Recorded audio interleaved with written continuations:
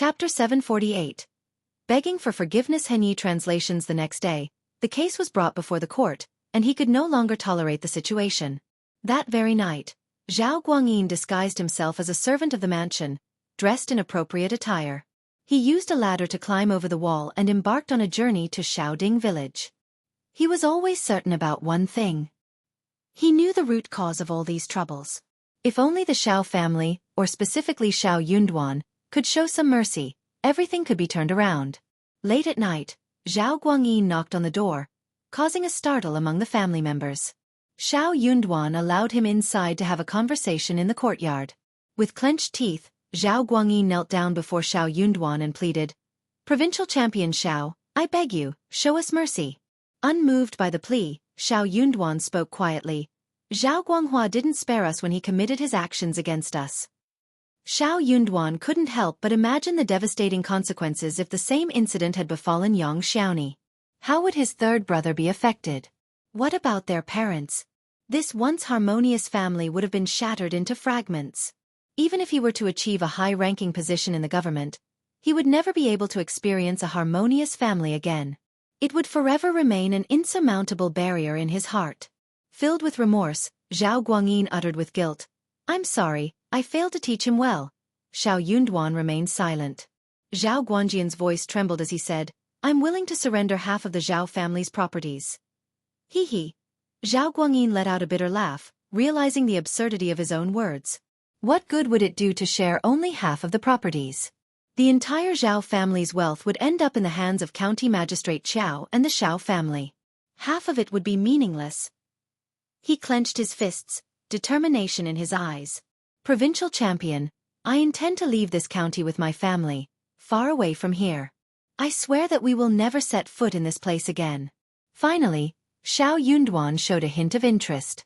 "Where do you plan to go?" Zhao Guangyin felt a surge of motivation. He knew he had struck the right chord. Knowing that he had to leave his hometown and settle elsewhere, Zhao Guangyin didn't allow himself to dwell on the thought. He quickly replied, "We plan to go to Linjia County." Linjia County and Hashan County were located far apart, in opposite directions. Their paths would never cross again in their lives. Shao Yunduan remained silent for a moment before speaking, "Keep your family within your sight. If you make another move, one won't show any mercy." Zhao Guangyin had no choice but to agree, "I'll understand. Thank you for sparing me, Provincial Champion Shao." Zhao Guangyin expressed his gratitude, stood up, and returned to where he came from.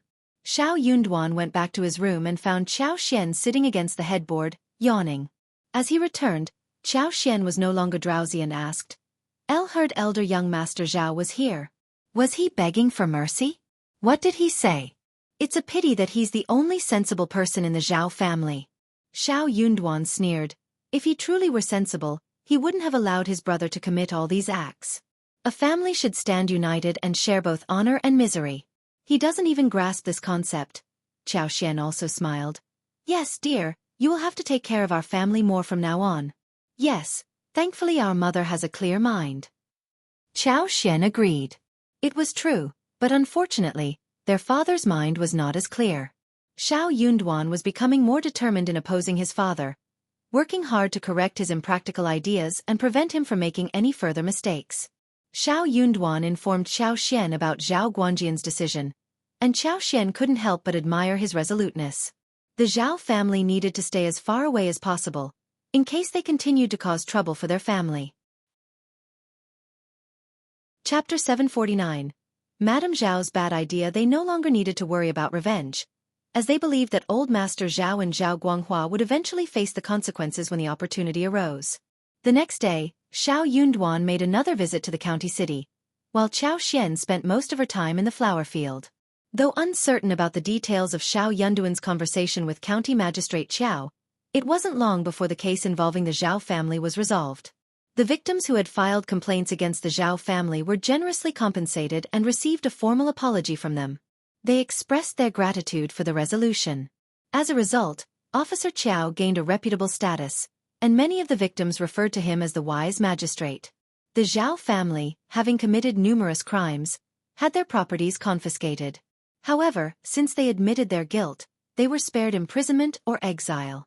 Zhao Guanghua received 30 lashes, and the entire family was commanded to leave the county, never to return and trouble the civilians again. The decision was met with applause and cheers from the people. The Zhao family was infamous for their cruel behavior, particularly the younger young master Zhao, who was known for bullying others. It was a relief for the community to see them depart. County Magistrate Qiao closely monitored their departure, ensuring they had no opportunity to gather their belongings. Since their properties had been seized, they were not permitted to take anything with them. In the early morning, only Madame Zhao with a small package of ornaments left on 2 wagons before dawn broke. However, a poignant incident occurred during this time. As the Zhao family faced the loss of their properties and the order to leave their homeland forever, the women of the family wept uncontrollably. None of them wanted to depart from their beloved hometown. The prospect of moving made them feel deeply uncomfortable. They cherished their hometown where they had grown up, believing that nowhere else could compare to it. Since they were not brought to the governmental office or confronted by County Magistrate Qiao, they were unaware of the severity of their situation. They desperately sought a way to reverse their circumstances. In their quest for a lifeline, Zhao Ming thought of Shao Liulang. Madame Zhao, equally anxious and worried, clung to any glimmer of hope that could potentially turn the tide in their favor. Madame Zhao sent Zhao Ming to search for Shao Liulang. However, Shao Liulang was not at the college, prompting the anxious Zhao Ming to rush to Shaoding village instead. Feeling that he was being compared to Shao Yunduan and mocked behind his back, Shao Liulang made the decision to stop attending college. He believed he had acquired enough knowledge and could continue studying on his own at home. Perhaps, after the new year, he would enroll in another college in a neighboring country to pursue his studies. He had been eagerly anticipating Shao Yunduan's visit, as promised by the elder uncle. He had practiced countless times how he would treat Shao Yunduan, intending to make him speak kindly to him. However, Shao Yunduan never showed up. Shao Liulang was furious. Ms. Ma's heart was shattered. In defense of her son, she went to the first section of the family, seeking to accuse Shao Yunduan. But Ms. Fong drove her away, further fueling her anger. Filled with anger and resentment, Shao Liulang hurled curses at Shao Yunduan, calling him evil and arrogant. He vowed to become a cultivated talent, a recommended man, and ultimately an advanced scholar, just so he could humiliate Shao Yunduan and make him regret his actions for the rest of his life. Regarding his eldest uncle, Shao Liulang felt deceived and manipulated. Eldest uncle had lied to him. He no longer believed in his authority or respected him as a senior. He refused to trust his words any longer. Chapter 750. Shao Liulang's dream. Filled with anger and resentment, Shao Liulang heard that Zhao Ming, the elder miss from the Zhao family, was visiting.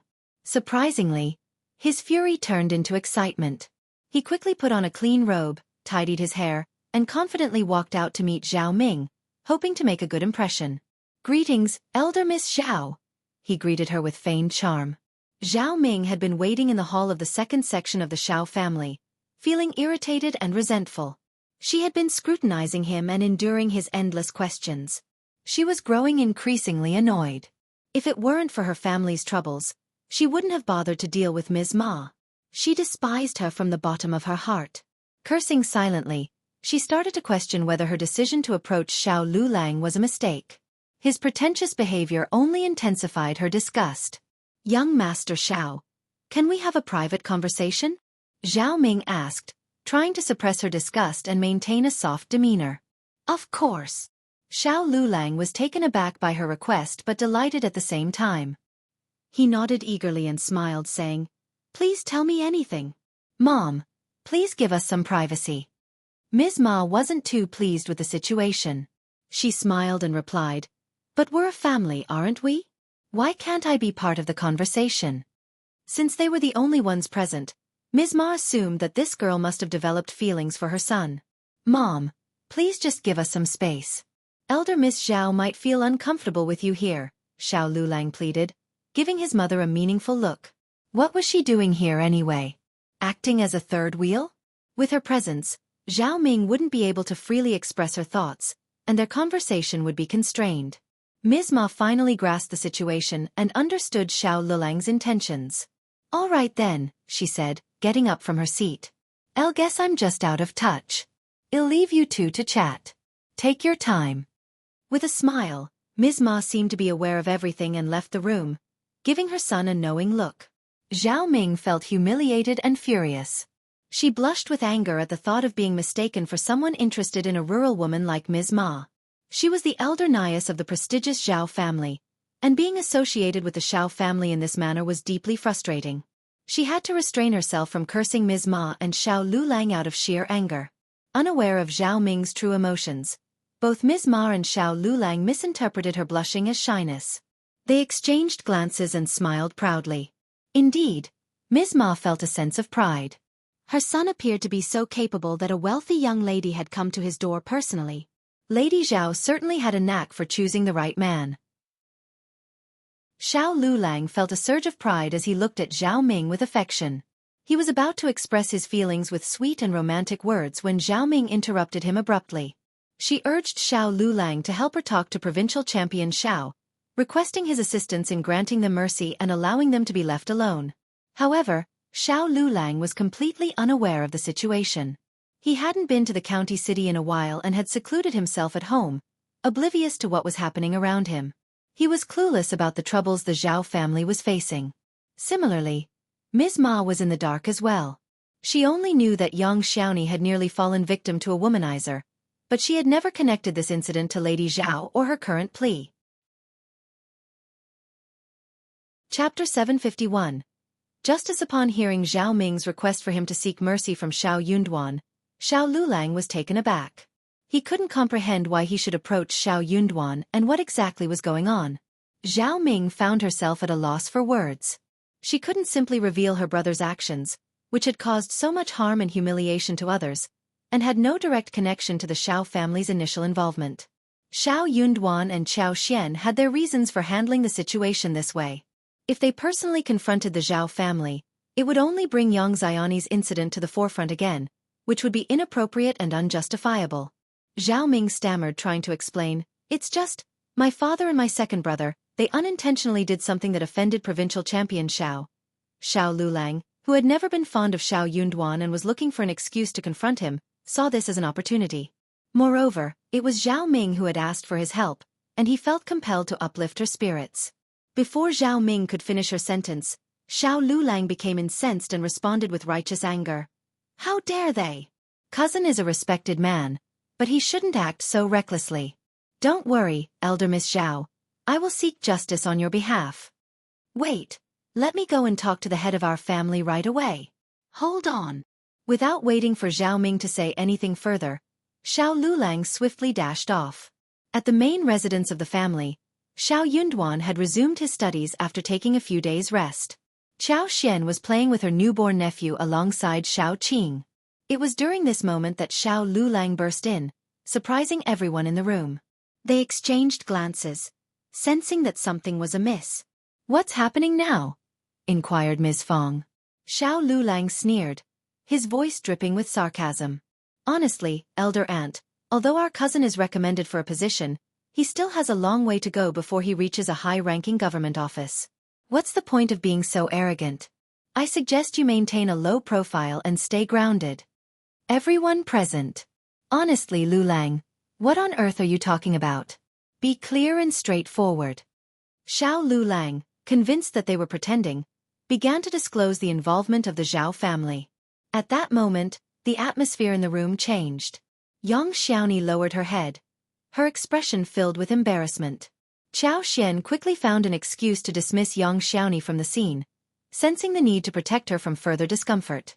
Xiao Liulang remained oblivious to the situation, but observing the unusual behavior of the first section of the family, he became even more self-assured. He spoke with a self-righteous tone, imparting moral lessons and admonishing them for their alleged bullying. Simply because Xiao Yunduan had achieved the recommended man, Xiao Sanlang could no longer contain his anger. He impulsively lunged forward and delivered a forceful punch to Xiao Liulang's face, causing him to stumble backward and accuse him of being a traitor. Ms. Fong was taken aback by the sudden outburst. Concerned that Xiao Sanlang might inflict serious harm, she and others swiftly intervened to restrain him. Xiao Yunduan stepped in to assist, his expression grave. He firmly pulled Xiao Liulang away, demanding an explanation. What had driven him to defend the Zhao family? Even if he held disdain for the first section of the family, he should still possess a sense of integrity. Shao Lulang's fury persisted as he continued to lecture Shao Yunduan, expressing his discontent. Only then did Shao Yunduan realize that perhaps Shao Lulang had no knowledge of the actual situation. He probed further with additional questions, but the answers only deepened his confusion. Nothing seemed to align. Shao Yunduan was rendered speechless. How could he, someone living in the village, be oblivious to the actions of the Zhao family? It was as if he were a recluse. For a brief moment, Shao Yunduan was at a loss for words, unsure of how to respond. However, as he realized that Shao Lulang was interrogating him without any knowledge of the situation, a sense of relief washed over him. Chapter 752. Nothing. Shao Yunduan began recounting the entire incident, but before he could finish, Shao Lulang interrupted him abruptly. "That's impossible. If you want, you can go and inquire about it," Shao Yunduan responded calmly. Shao Lulang fell silent. Deep down, he didn't want to accept the truth. However, he knew Shao Yunduan wasn't lying, and there was no reason for him to lie. Could it be a misunderstanding? Shao Lulang questioned hesitantly. Shao Yunduan sneered. "Cousin, have you forgotten why Zhao Guanghua was transferred back here from the provincial college?" Shao Lulang struggled to find his words and finally burst out. "He must have been framed."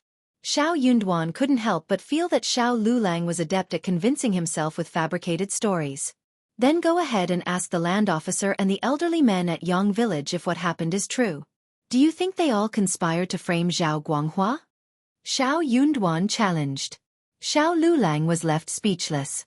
It was evident that he had entertained this idea because he didn't fully trust his cousin. Shao Yunduan had no intention of continuing the conversation. He firmly reiterated that his stance wouldn't change. He even warned Shao Lulang to stay out of this matter, or else he would face the consequences of Shao Sanlang's punches. The thought of Shao Sanlang's punches sent a shiver down Shao Lulang's spine, and he dared not argue further. However, he made one last attempt to persuade Shao Yunduan to forgive the Zhao family for their actions, suggesting that they should reconcile with them as they were all part of the same family. Shao Yunduan couldn't help but find this excuse ridiculous and strange, and he stared at Shao Lulang in disbelief. Finally, after all of this, Shao Lulang revealed the truth to Shao Yunduan. He confessed that he and Zhao Ming were in love and that she was going to be the daughter-in-law of the Shao family, so they were all family now. Shao Yunduan was taken aback by the revelation. He realized that Zhao Ming was currently at the second section of the family. That was the reason Shao Lulang had come to interrogate them. The audacity of the Zhao family was astonishing. "The Zhao family has no intention of marrying their daughter to you. You should forget about this. If they truly wanted their daughter to marry you, they wouldn't have sent Lady Zhao alone to your doorstep. That's not how marriages are arranged." Marriages were traditionally arranged by parents and matchmakers. Yet here was the girl, without any parental presence or matchmakers. However, Shao Lulang remained fixated on his own perspective, refusing to listen to anything else. In a fit of anger, Shao Lulang erupted. He stomped his feet and sneered, "No, you don't want me to live a happy life or have a good wife. I want compromise on this, and no one will ruin my marriage." Shao Lulang stormed out in a fit of anger. Shao Yunduan proceeded to explain everything to his mother and third brother, not wanting them to be distressed by the actions of their family. As expected, Ms. Fong, Shao Sanlang, and Yang Xiaoni learned that Shao Lulang had been influenced by Lady Zhao Ming's words and had come seeking justice among them. This provided some consolation, albeit the situation was still hurtful.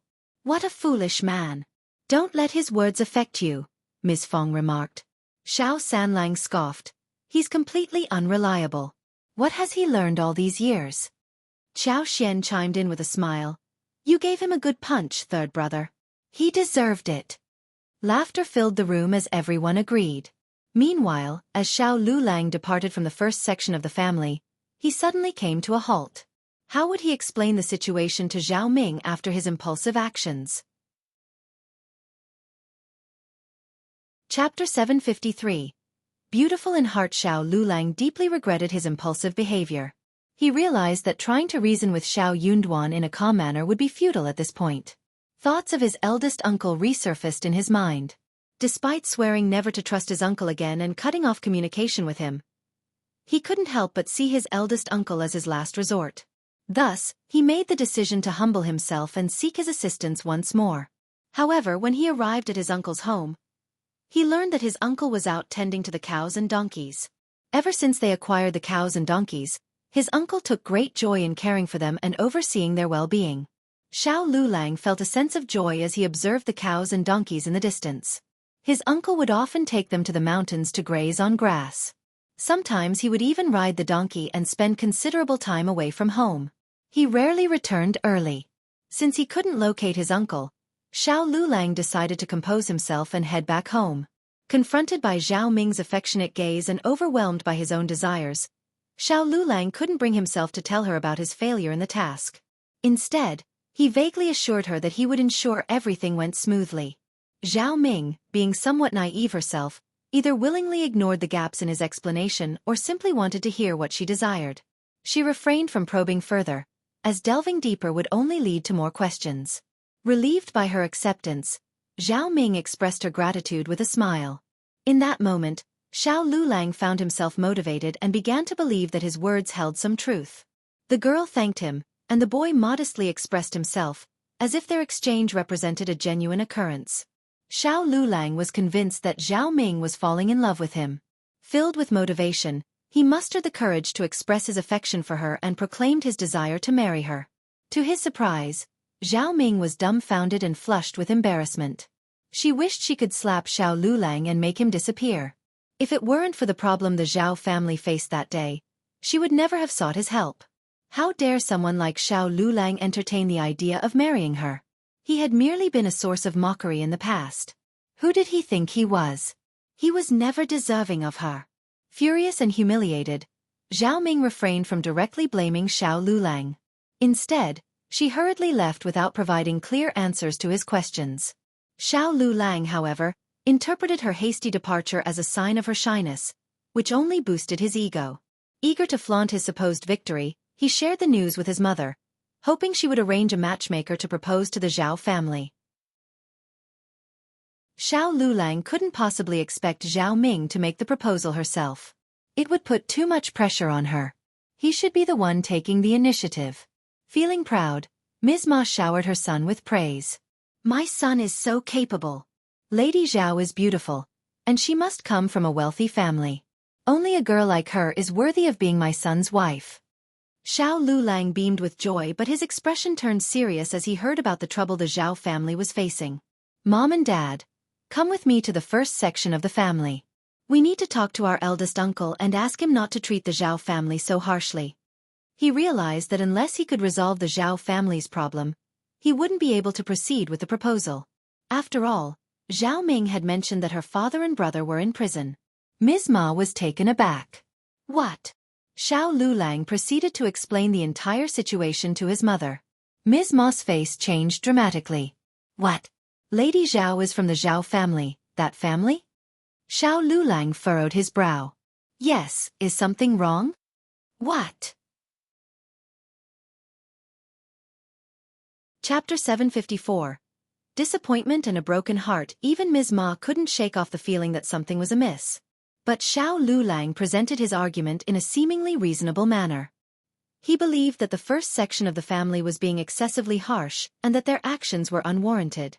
Ms. Ma, swayed by her son's words, began to see his point of view as well.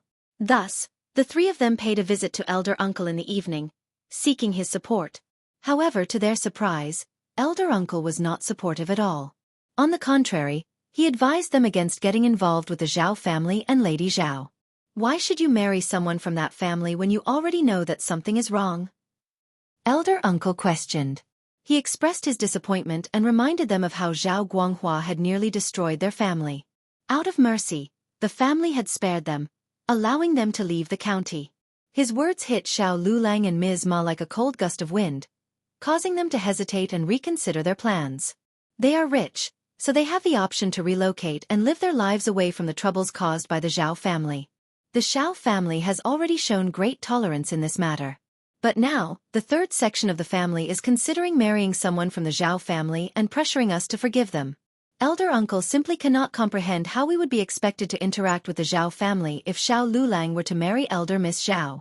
What would his own daughter-in-law think of elder Miss Zhao and her brother's visits to our home in the future? And what would his own son think of this situation? For the first time, elder uncle feels deeply disappointed and heartbroken. He wonders why Xiao Liulang must marry elder Miss Zhao, especially considering the current circumstances. The third section of the family did not anticipate that elder uncle would not support their decision, and they are all taken aback by his response. And they became very angry. Elder uncle, please consider forgiveness. You seem to be losing sight of the bigger picture. Elder brother, it wasn't easy for Liulang to find a potential partner. Why do you insist on ruining it? Can't we just see it as a misunderstanding? Why must we make it appear so terrible?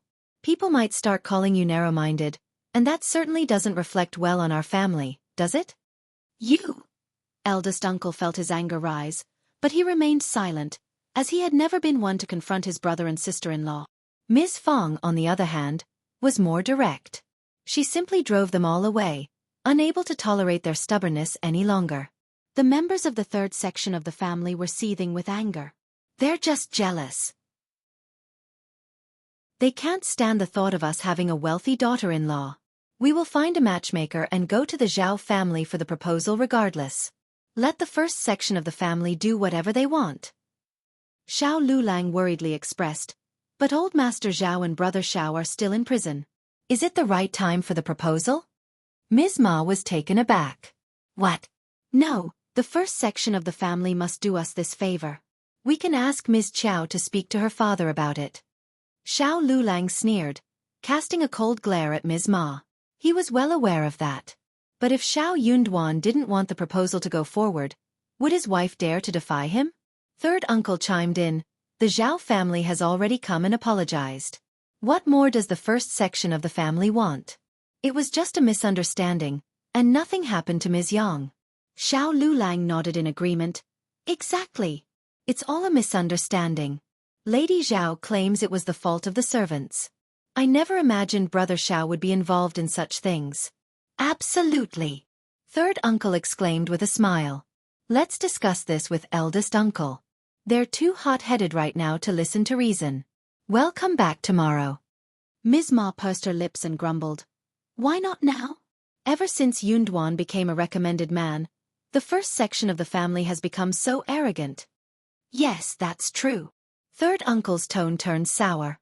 Secretly, he admitted that he would probably become arrogant too if his own son achieved the recommended status. Little did they know that after Zhao Ming left Shaoding village, Xiao Yunduan had already set off for the county city.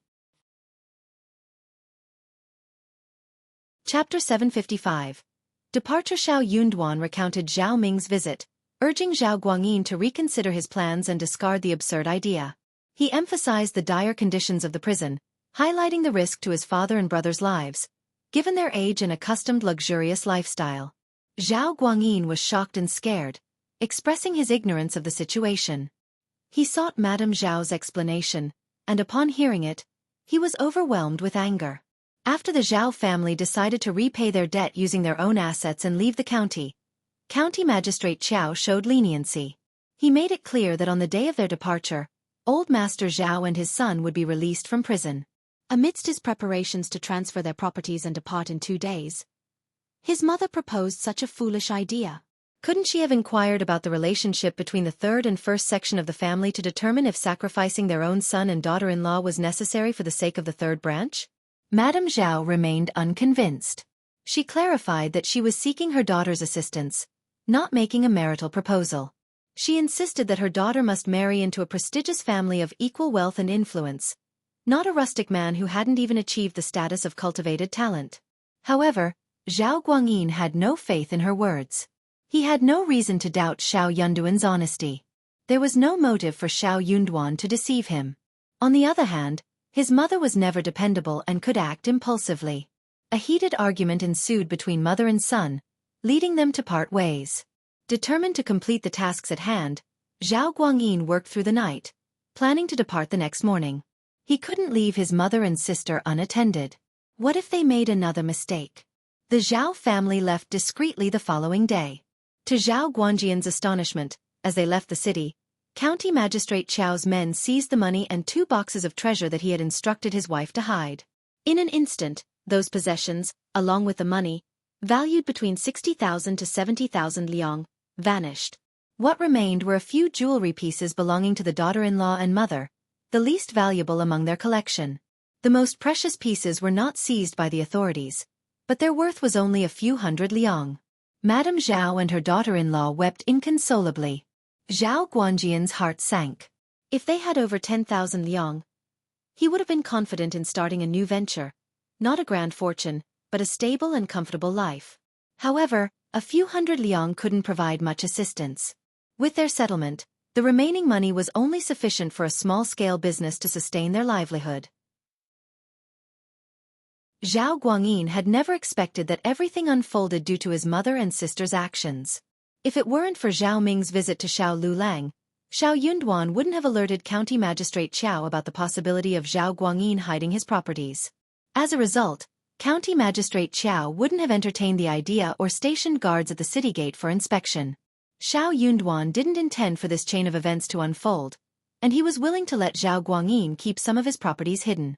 County Magistrate Qiao, consumed by his desire for the confiscated properties from the Zhao family, wouldn't have ordered a search of their wagon. However, the Zhao family's behavior had been repugnant, and it was time for them to face the consequences. After leaving the county, the Zhao family lived a bitter life.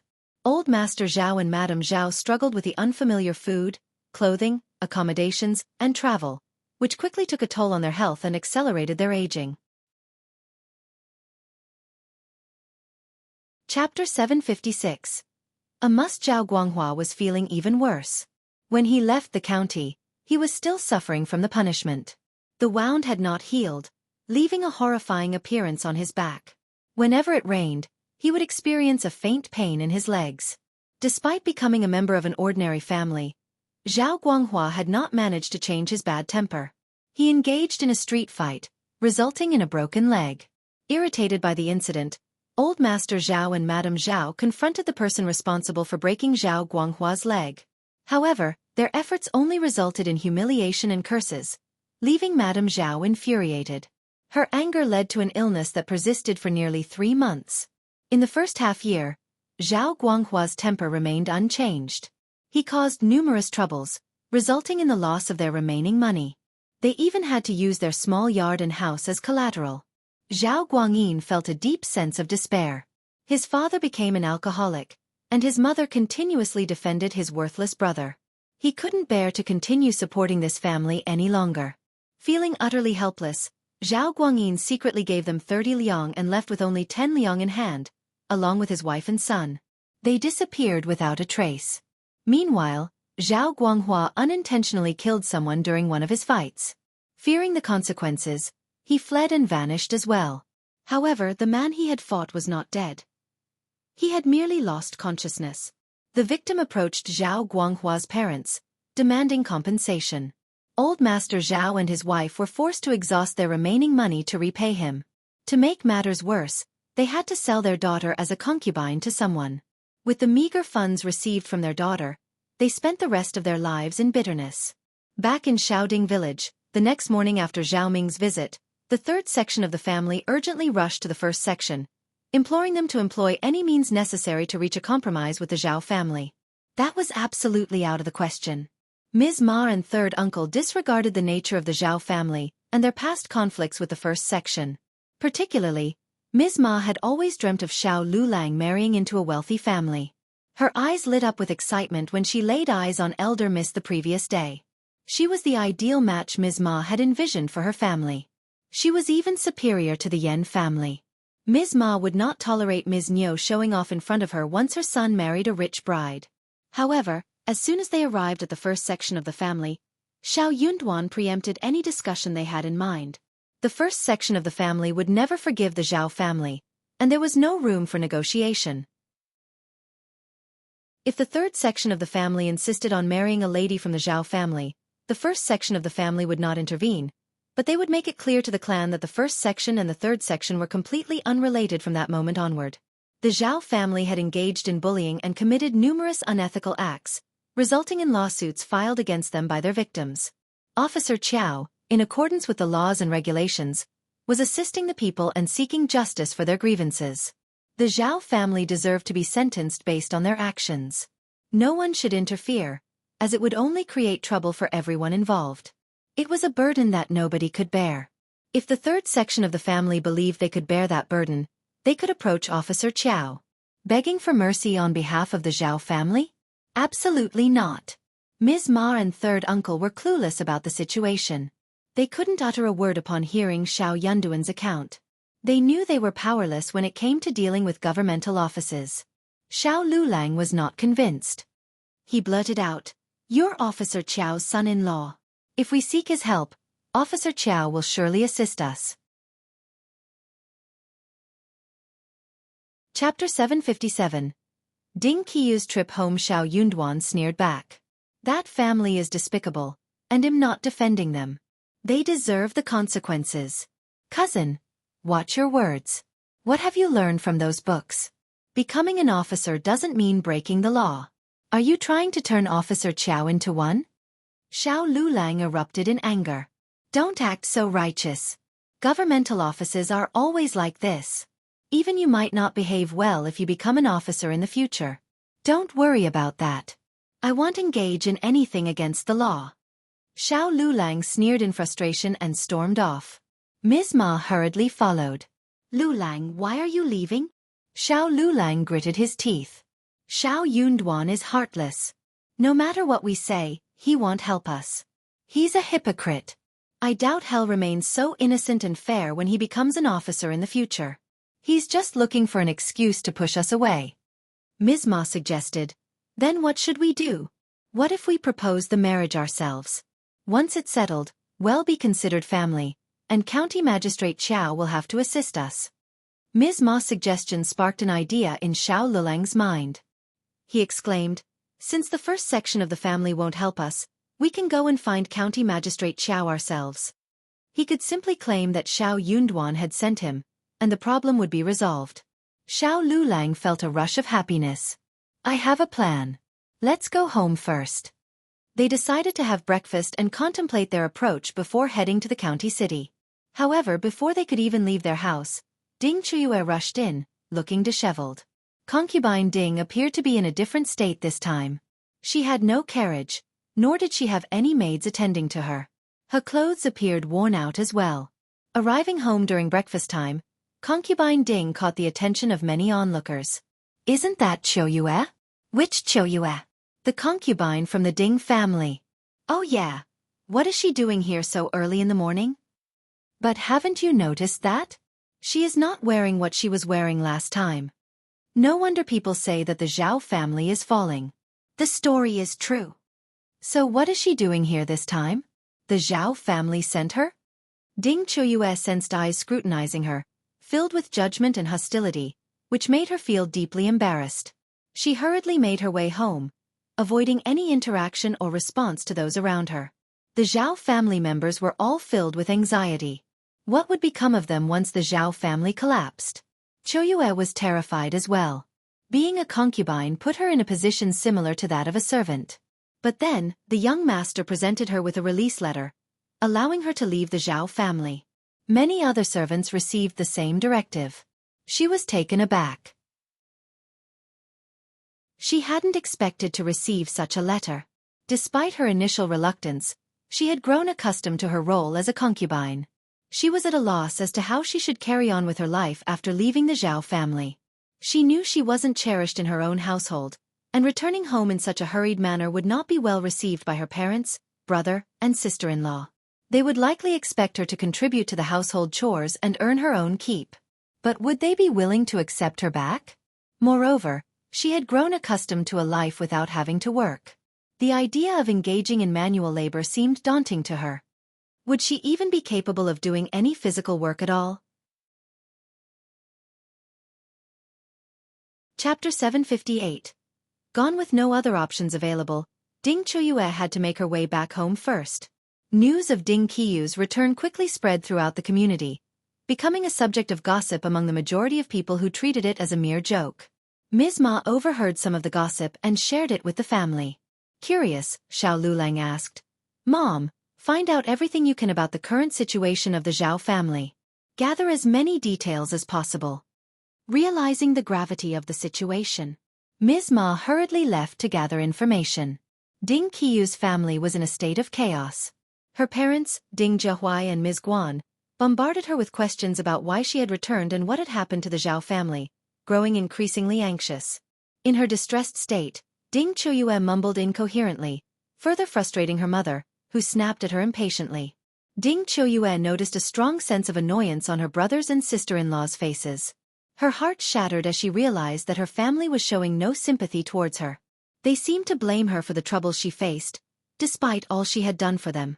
Normally, this time of day was not suitable for visitors, and curious individuals wouldn't usually drop by either. However, Ms. Ma was filled with anxiety. Her focus was solely on her future daughter-in-law, and she disregarded everything else. Ms. Ma's arrival abruptly halted the commotion within the Ding family. Ignoring the tense atmosphere, Ms. Ma anxiously inquired, "Qiuyue, how is the Zhao family? Have old Master Zhao and young Master Zhao returned home? Please tell me." Ding Qiuyue was perplexed by Ms. Ma's sudden interest. She sneered in response, "Yes, they did return. But they left the county early in the morning together. They won't be coming back." "What? How can this happen?" Ms. Ma exclaimed in shock. Ding Qiuyue sneered, sharing the same sentiment. She couldn't fathom what led to this outcome. Ms. Guan glanced at Ms. Ma curiously. "Why are you so concerned about the Zhao family?" "Of course I am." Ms. Ma's heart felt heavy. "They are my future in-laws." The Ding family stared at Ms. Ma, their eyes widening in confusion. "What did you just say? Future in-laws? Are they really your future in-laws?" they asked, trying to make sense of the situation.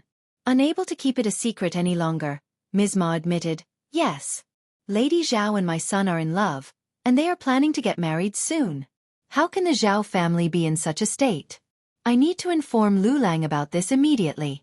Without wasting any more time, Ms. Ma hurriedly left the house. The Ding family remained puzzled, their earlier argument completely forgotten. As Ms. Ma returned home, she immediately relayed the news to Shao Liulang, who was equally shocked. His heart sank as he realized that Lady Zhao, his beloved, had left and the Zhao family was no longer in the county. "What do we do now? What do we do?" Shao Liulang's distress matched that of his mother. All his hopes and dreams seemed to crumble in an instant. Ms. Ma felt even more devastated than Shao Liulang. She had lost the chance to flaunt her status with a wealthy daughter-in-law, the opportunity to wear luxurious gold and silver ornaments slipping away. "It's all the fault of the first section of the family," Ms. Ma snapped angrily. "If it weren't for their coldness, the Zhao family wouldn't have been driven away, and I wouldn't have lost such a good daughter-in-law. I won't let them off easily. Ill reason with them." Shao Liulang, however, intervened, stopping Ms. Ma from causing trouble at the first section of the family. His tone turned cold as he said, "Leave it. There's no need to go to them anymore. They're hypocritical, and if you confront them, they'll only counter you. You won't be able to win against them." Chapter 759. Shao Liulang's Grudge MS. She wouldn't be able to defeat them in any way. "I'll do my best," Shao Liulang declared, clenching his fist. "I'll study hard and surpass Shao Yunduan. I'll make it, I'm determined." "Yes." Ms. Ma's spirit was reignited. "My son has always been clever. Better than Shao Yunduan. I'm confident you'll succeed, and when that time comes, you can marry any girl you want." Bah! Shao Liulang's expression darkened, and he fell into silence. Any girl? He wasn't so sure about that. But he knew one thing for certain. He genuinely liked Lady Zhao. She was the only one who treated him with respect and trust, the only one who would smile at him and ask him to spend time together, relying on him whenever she faced difficulties. But he had failed to help her. And now he had lost her too. Shao Yunduan had shattered his happiness, and he wasn't going to give up easily. While Ms. Ma continued to nag and defend her son, Shao Liulang tuned out, lost in his own thoughts. The Zhao family faded away from the county, soon becoming a forgotten memory. As for Ding Qiuyue, her life as a concubine was filled with bitterness. Her hostile sister-in-law constantly gave her trouble at work, sneering at her and hurling insults. Qiuyue understood the need to be tolerant while living under someone else's roof, but there were moments when she reached her breaking point. Unable to bear it any longer, she found herself engaged in arguments with her sister-in-law, leading to heated exchanges. Even her own mother blamed her and chaos reigned within the family. Driven to annoyance and fury, Qiuyue decided she had to escape. She fled her home and, before leaving the village, she made a visit to the first section of the Shao family once more. However, Ms. Fong refused to allow her into the yard. Unperturbed, Qiuyue apologized to Ms. Fong, explaining that she had come before because old Master Zhao had instructed her to set up Shao Yunduan. After leaving the village, Qiuyue lived as a wanderer for a while until she eventually married a widower in his 40s. They had a son together, and their life gradually improved. From that moment onward, she never returned to her mother's home. Ms. Guan made an attempt to visit her once, hoping to gain some benefits from the new situation. However, Qiuyue promptly chased them away with broomsticks, and they never dared to approach her again. The entire village found amusement in the misfortune of Ms. Guan and her family, drawing comparisons to the troublesome Zhang family from Zhang village. Ms. Fong was deeply disturbed by Qiuyue's revelations. She immediately confronted Qiao Xian and Shao Yunduan about the matter. The three of them exchanged worried glances, realizing the gravity of the situation. Qiao Xian spoke up, "Mother, this serves as a reminder for us. As the husband is the provincial champion and soon to become an advanced scholar, he will likely pursue a career as an officer in the future. There will be many attempts to undermine us. It's not just him. Elder brother and third brother should also be cautious. Qi and Tao Tao should choose their martial partners wisely too. We can't allow random choices." Ms. Fong nodded in agreement. "You're right. We must keep this in mind." Ms. Su and Yang Xiaoni shared the same sentiment, expressing even greater concern. They were determined to ensure that their husbands remained loyal and committed, without any other women entering the picture. Chapter 760. What if also, as they had overcome difficult times together and now enjoyed a comfortable life in a spacious and well-furnished home, with abundant food and clothing, as well as substantial savings, they couldn't help but worry about the potential risks of someone trying to take advantage of their newfound prosperity. They were aware that there would be many women who might be enticed by the prospect of becoming concubines to the boys, considering their economic independence and social standing. They understood that such temptations could arise, and they needed to be prepared. Moved by the concerns and emotions in the air, Shao Sanlang turned to Yang Xiaoni with earnestness in his eyes, saying, "My love, I will never betray you. I want no one but you." Yang Xiaoni blushed, her eyes filled with affection as she responded, "I know you treat me the best." "Brother Sanlang," interrupting their moment, Qiao Xian cleared her throat and spoke up, "Third brother, I have to provide you with a little reminder here. What if someone deliberately gets you drunk at a banquet and places a woman in your arms? What if you encounter a seemingly helpless young girl who faints on the street just as you pass by? What if a girl pursued by hooligans seeks refuge and throws herself into your arms, begging for protection? What if you are framed and unknowingly find yourself in a compromising situation? Please, fifth sister-in-law, no more what-ifs. My head is already pounding." Shao Sanlang exclaimed, feeling overwhelmed by the possibilities being discussed. Qiao Xian couldn't help but smile at his reaction. "I'm just presenting potential scenarios, my dear brother. As we become wealthier and if my husband attains a position in the government, our influence and interactions with prominent households and affluent individuals will increase. These situations are not uncommon in such circles, and some tricks can be even more absurd than what I've mentioned." Qiao Xian turned to Shao Sanlang and asked, "Third brother, how would you handle such challenges if you were to encounter them?" Shao Sanlang was taken aback, his mind racing to find a suitable response. "Well, I would try my best to avoid such situations in the first place. I would be cautious and maintain a respectful distance from unfamiliar women. And if, by any unfortunate circumstance, I found myself in a compromising position, I would immediately remove myself from it and seek guidance from you, my brothers and sisters-in-law, on how to handle it appropriately." Ms. Fong, Ms. Su, and Yang Xiaoni were all taken aback by the depth and complexity of the world being revealed to them. They had never imagined that life could be so intricate and filled with unexpected challenges. They began to understand that as they ventured further into this new world, they would need to navigate its complexities with caution and wisdom. It was a new chapter in their lives, one they had not anticipated but would now have to face head-on. Ms. Su and Yang Xiaoni exchanged a glance, seeing worries, distress and anger arising in each other's eyes. Fifth sister-in-law, you are the clever one. Tell us what we should do if we run into these problems? Ms. Su asked for help. Yang Xiaoni also nodded when she realized what was going on. Yeah, fifth sister-in-law, teach us. Qiao Xian smiled. It is not very difficult. You should be cautious and hard-hearted. You should exercise caution when it comes to food and drinks during banquets, particularly if you are offered a toast by a woman. It is crucial to respectfully decline such invitations and refrain from taking advantage of anyone. Stay vigilant and keep a clear mind, ensuring you remain sober and in control of your actions. Additionally, it is advisable to avoid venturing alone in unfamiliar environments, especially when visiting someone else's home. By doing so, you can prevent being lured into situations that may compromise your integrity or lead you astray. You should remain firm and resolute when encountering women who try to seduce you, as their intentions are often malicious. Do not show kindness or entertain their ill-intended advances, as some of them are skilled professionals capable of deceiving even the most discerning individuals. In such situations, it is crucial to be unyielding and disregard whatever they may say to manipulate you. Their well-being should not concern you.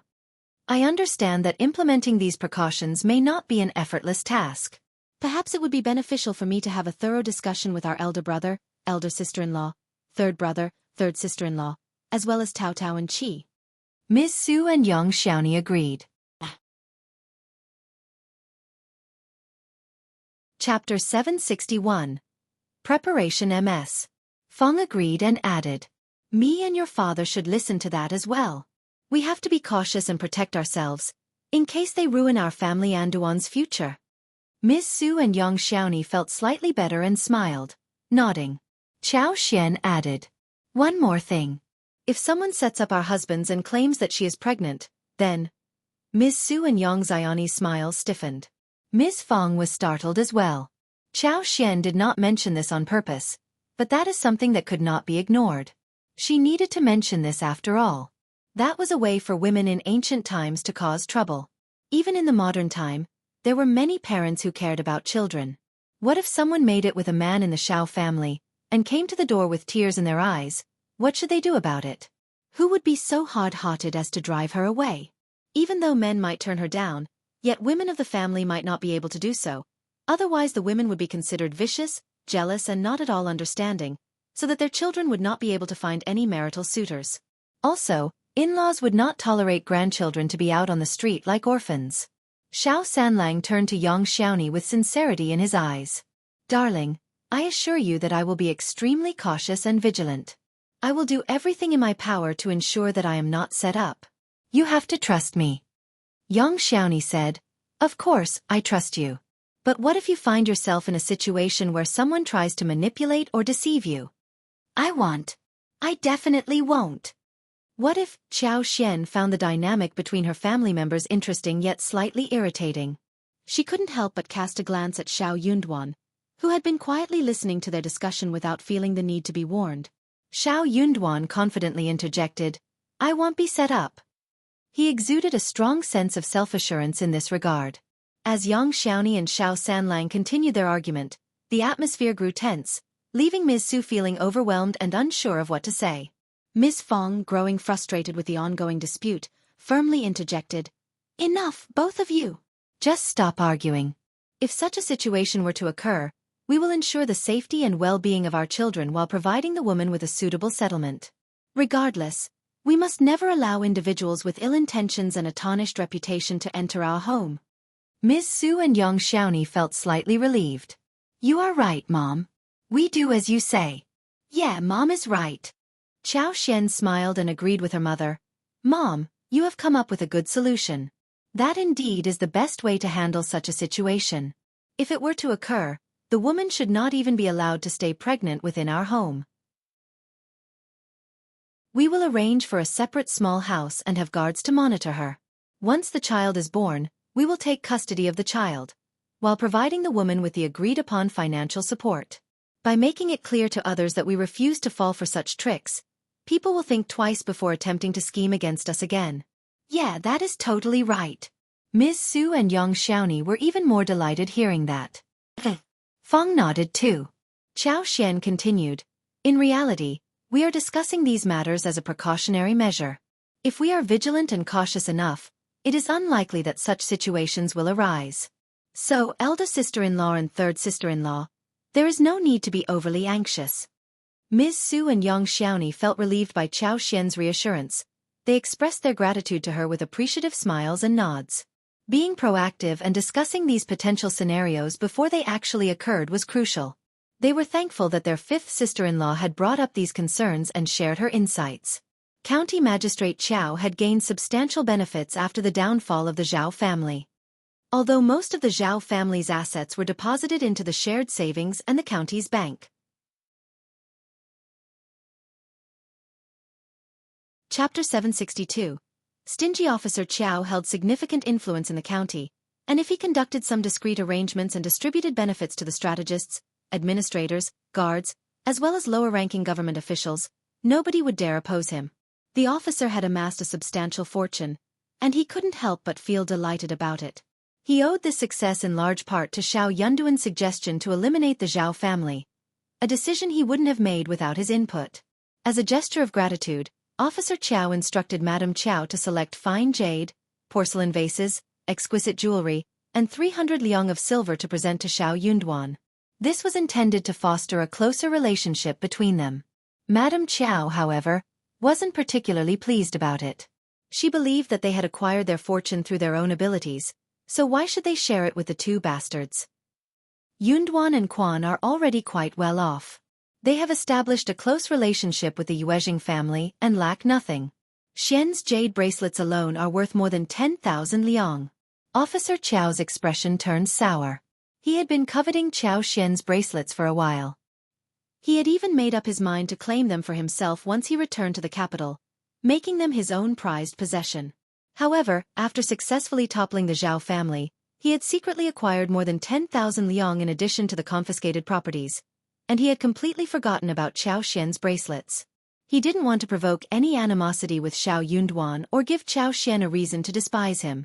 Officer Qiao had never been particularly kind to Qiao Xian, and he knew that if they continued to shower her with favors, she would suspect ulterior motives or even suspect a setup. Women were often suspicious and had a tendency to harbor grudges. What if she whispered something to Shao Yunduan? That would certainly complicate matters.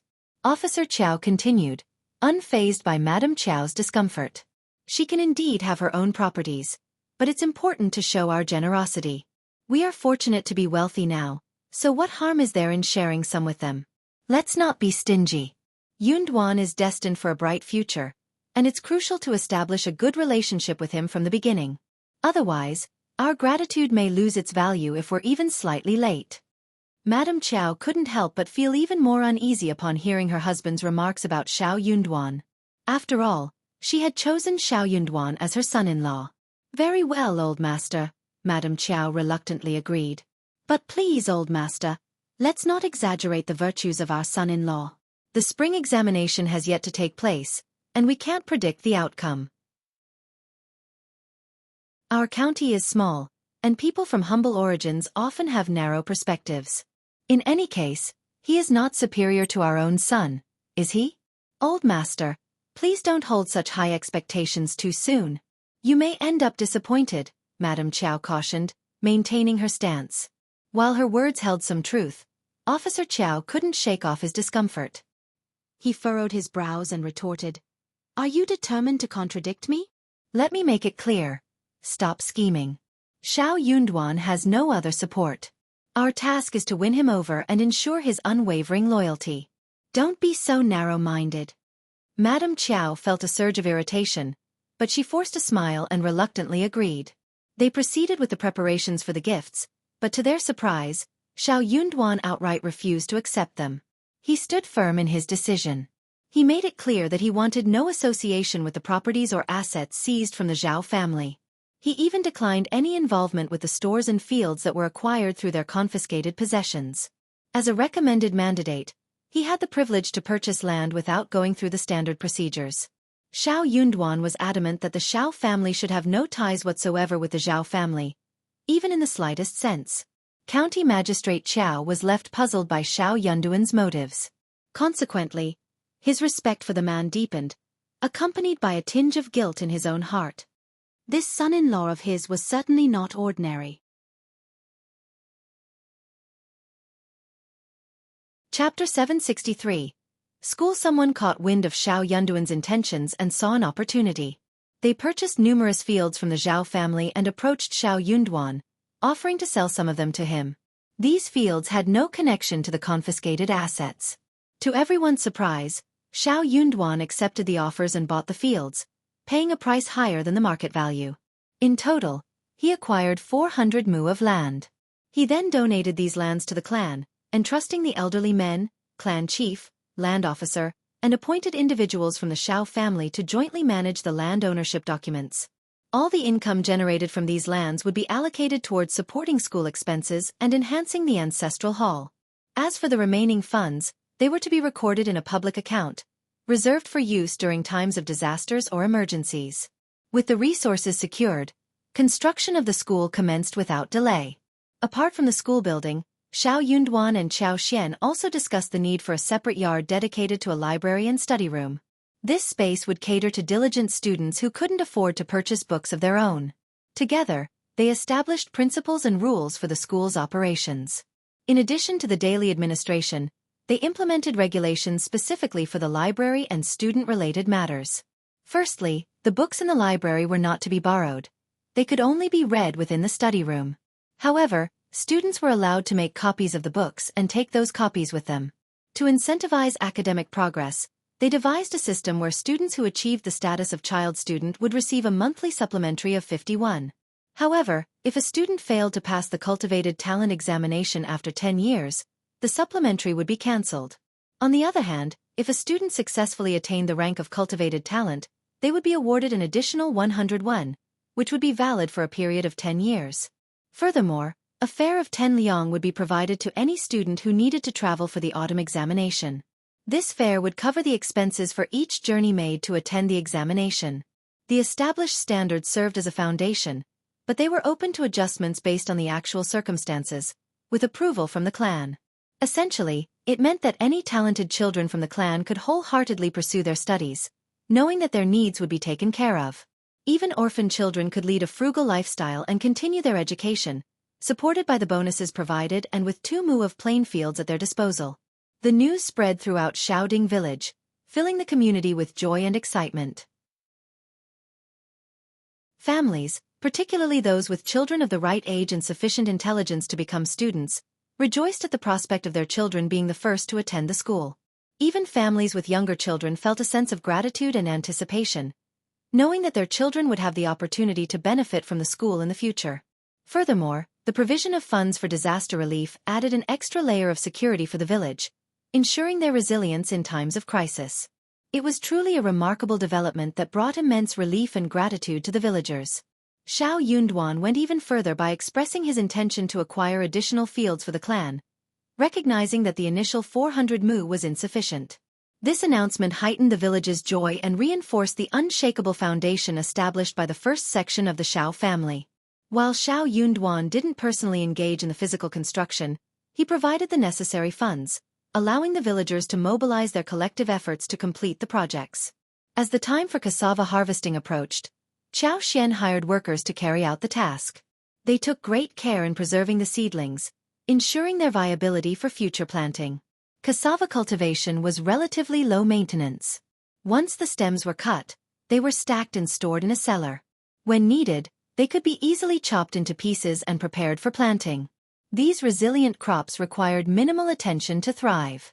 The cassava plants, nurtured by Qiao's exceptional superpower, yielded abundant harvests. Unlike its leafy counterparts, cassava's main produce lay hidden beneath the soil, similar to potatoes and peanuts. Each plant bore multiple gray-brown fruits, roughly the size of eggs, measuring 1 to 2 feet in length. After carefully harvesting the mature cassava, they peeled away the thin layer of taupe skin, unveiling the firm, white flesh beneath. This pulp was sliced into thin pieces and left to dry under the sun. Once thoroughly dried, the slices were ground into a fine powder and passed through a sieve, resulting in the extraction of tapioca flour. Chapter 764. Taro balls. To achieve a smoother texture, the tapioca powder underwent additional rounds of filtration, ensuring its refined quality. Qiao Xian discovered various creative uses for the tapioca flour. When combined with steamed pumpkins and taros, they crafted delectable taro balls of different colors and flavors. Additionally, by blending the powder with brown sugar, they could concoct flavorful bubble tea, a delightful treat for all. In preparation for the upcoming mid-autumn day, they planned to sun-dry the cassavas so they could transport them to the province. The dried cassavas would then be used to make winter desserts, incorporating taros, bubbles, and sugar water. However, a challenge remained. Despite the increased production volume enabled by Qiao Xian's superpower, the total volume was still insufficient. They needed a steady daily supply to ensure that the stock would last until the following year. Nevertheless, they remained optimistic that the situation would improve in the coming year, allowing for greater production and availability. With the arrival of autumn and the colder weather, Qiao Xian decided to hire workers to cultivate more barren land for cassava planting. The villagers were intrigued by the unfamiliar crop and began asking questions. Qiao Xian openly shared her knowledge, explaining the characteristics of the plant and how it should be handled. Whenever someone inquired about cassavas, she would provide detailed information and instructions. One crucial point Qiao Xian emphasized was that fresh cassavas needed to be bleached before consumption to remove toxins. This revelation surprised many, but their interest grew significantly after tasting the delicious cassava-based dishes such as balls, dumplings, steamed pastries, and pancakes. Since wheat couldn't be grown in their region and flour was expensive, cassavas became a viable and economical alternative. The ease of cultivation made it accessible for every household, and within 3 years, cassava plants spread to neighboring villages as well. The powdered form of cassava was nearly identical to flour, making it a versatile and widely used ingredient in various culinary creations. The cassava plants thrived in various types of soil, thanks to Qiao Xian's superpower that facilitated their growth. They adapted well to the local climate and produced larger, more abundant fruits. As the Mid-Autumn Festival approached, it was customary for the villagers to visit the Qiao family and exchange gifts. They also planned to present gifts to the Yuezheng family and Xianxia, with the latter receiving gifts on behalf of Yuezheng Shao. Dragon fruits, papayas, pineapples, sugar canes, tangerines, and bananas were all reaching maturity. The first section of the family had already indulged in the delightful flavors of these fruits and praised their quality. The bananas, pineapples, and dragon fruits were especially well received. Qiao Xian carefully selected the ripe fruits as presents for the Yuezheng family and Xianxia. Although the quantity wasn't large, the fruits were exceptionally fresh and flavorful. Under First Madame's instructions, Chu Shan was tasked with delivering the gifts along with those from Xianxia. Qiao Xian entrusted Chu Shan to handle the transportation of the gifts back to their intended recipients. Qiao Xian made a mental note to bring a larger quantity of fruits on her next visit. The fruits were thriving and possessed a delicious flavor that she was certain would be enjoyed by Yuezheng Shao and the rest of the family. As for the gifts prepared for the Qiao family, they were not particularly extravagant. They didn't include any of the fruits or special plants grown in their garden, such as watermelons or the precious snow fungus, honey, and lipsticks. Instead, they adhered to the traditional practice of purchasing items from stores. However, this time they bought a slightly larger quantity of gifts compared to previous visits, as the Qiao family were aware that they were in a better financial situation. Chapter 765. Mid-Autumn Festival Officer Qiao's warm reception and his enthusiastic greeting to Shao Yunduan as the best son-in-law was a noticeable change in attitude. Qiao Xian observed that even Madame Qiao, despite her feigned aloofness, was secretly pleased to receive them, along with the servants. Even concubine Du and Qiao Ko, who had never experienced such treatment before, were included in the warm welcome. Qiao Wei couldn't help but size up Qiao Xian once again. She was adorned in a vibrant water-red satin embroidered with delicate primroses and a butterfly pattern, paired with a light beige thread-stitched long skirt. The ensemble beautifully accentuated her slim and graceful figure. Her ebony bun was immaculately styled, and the elegant hairpin adorned with pearls, pomegranate, and magnolia flowers added a touch of luxury and sophistication. Qiao Xian's elegance emanated not from excessive ornamentation but from her refined demeanor, exuding a sense of nobility and propriety. Qiao Wei couldn't help but feel a pang of envy. She reluctantly acknowledged that a well-dressed appearance enhanced a person's overall beauty. Seeing Qiao Xian, who used to appear introverted, now radiating with confidence, she couldn't deny the transformative power of clothing. Qiao Wei couldn't help but fixate on Qiao Xian's bracelets once again. Another new pair? She thought to herself. This time, Qiao Xian adorned her wrists with a pair of intricately carved gold bangles, adorned with several lustrous pearls. The oval-shaped gold bracelets featured elaborate floral motifs, intricately sculpted and polished to perfection. Several snow-white pearls, each the size of a thumb, were meticulously embedded throughout the design. The edges of the bracelets were accented with a delicate tortoiseshell inlay, providing a subtle yet opulent contrast to the modest gold hue. While gold bracelets were not uncommon, a pair with such large and exquisite pearls was truly a rare find. First Madam certainly treats you well, sister. Did she gift you these magnificent bracelets too? Qiao Wei asked with a tinge of bitterness, aware that her question was laced with envy. After all, every young girl had a fondness for beautiful, exquisite, and precious jewelry. Qiao Wei, who had recently splurged on some new ornaments from the province, had planned to flaunt them in front of Qiao Xian. However, her confidence waned as she glanced at her own bracelets, which had cost her 1,000 liang after days of pestering her parents. Qiao Xian responded with a gentle smile. Yes, Elder Aunt Yuezheng has always been kind to me. She even wanted to make me her goddaughter, but I declined because I don't believe I deserve such an honor. Nevertheless, she sees me as a good person and treats me accordingly. What? Madame Qiao exclaimed, a pang of disappointment washing over her. Though upon reflection, she realized that Qiao Xian's refusal was probably for the best. Otherwise, she might have become more unruly.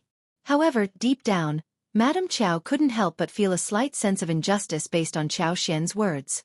Naturally, she assumed that if the first madam wished to accept Qiao Xian as her goddaughter, her own daughter should also be considered. After all, her own daughter was surely superior to Qiao Xian, wasn't she? Madame Qiao entertained the idea of finding a godmother for her daughter. The Yuezheng family, being a prosperous business family, held significant influence, and establishing a connection with them would undoubtedly bring numerous advantages. The jealousy of Qiao Ko and Qiao Wei towards Qiao Xian was evident as they couldn't help but sneer. They believed that Qiao Xian was fabricating her claims, insisting that the first madam would never have liked her. She's just bragging, Qiao Ko muttered under her breath, while Qiao Wei nodded in agreement. Qiao Xian, sensing their disbelief, found amusement in their reactions. She smiled, feeling a sudden urge to find a peaceful spot for a nap. She wondered if there was a suitable place available for her. Deep down, Qiao Xian acknowledged the strained relationship she had with her lineal mother and stepsister. Aware that they were obligated to treat her cordially under her father's watchful eye, she saw no point in prolonging their interactions if they truly disliked one another. After all, she considered herself considerate in avoiding unnecessary confrontations with them. As for finding a place to rest, Madame Qiao had arranged a small courtyard for her through Auntie Ling, ensuring that Qiao Xian did get a designated space of her own.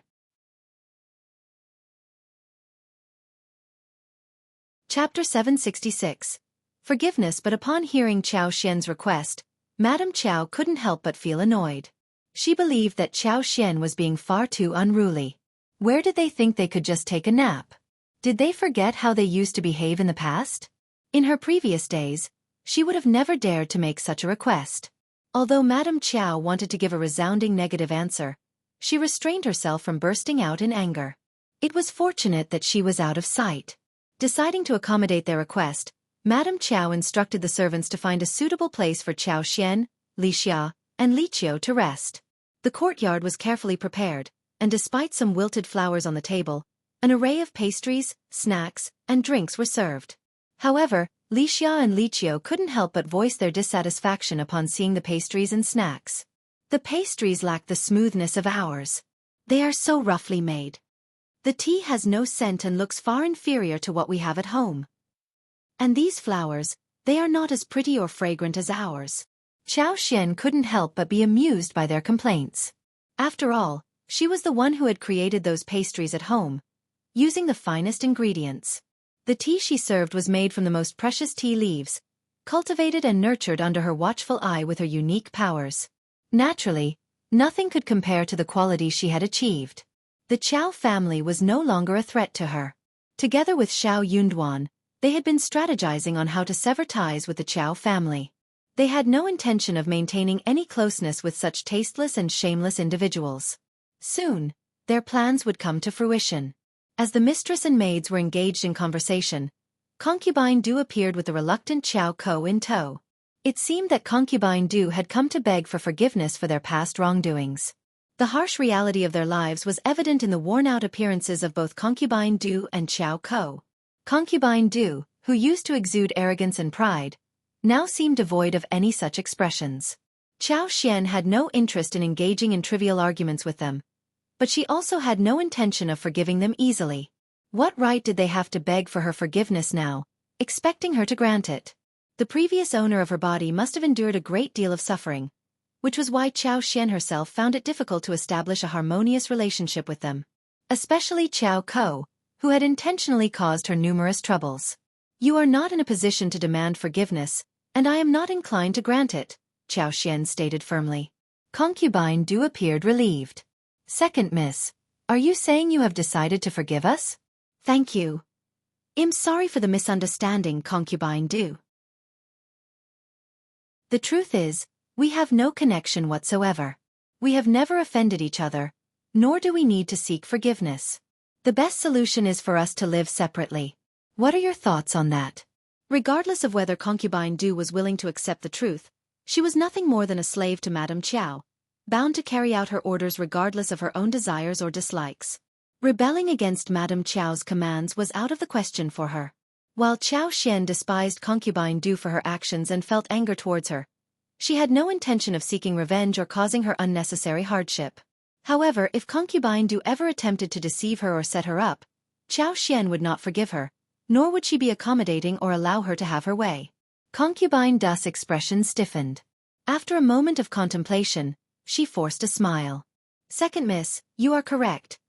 Concubine Du had initially planned to beg Qiao Xian for forgiveness, hoping that if Qiao Xian showed leniency, they could form an alliance.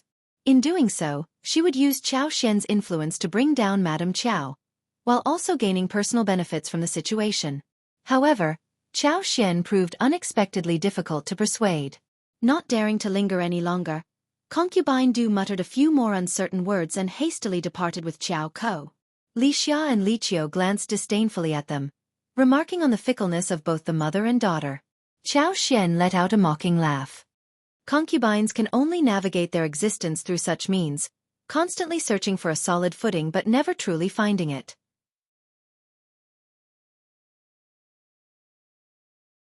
Chapter 767.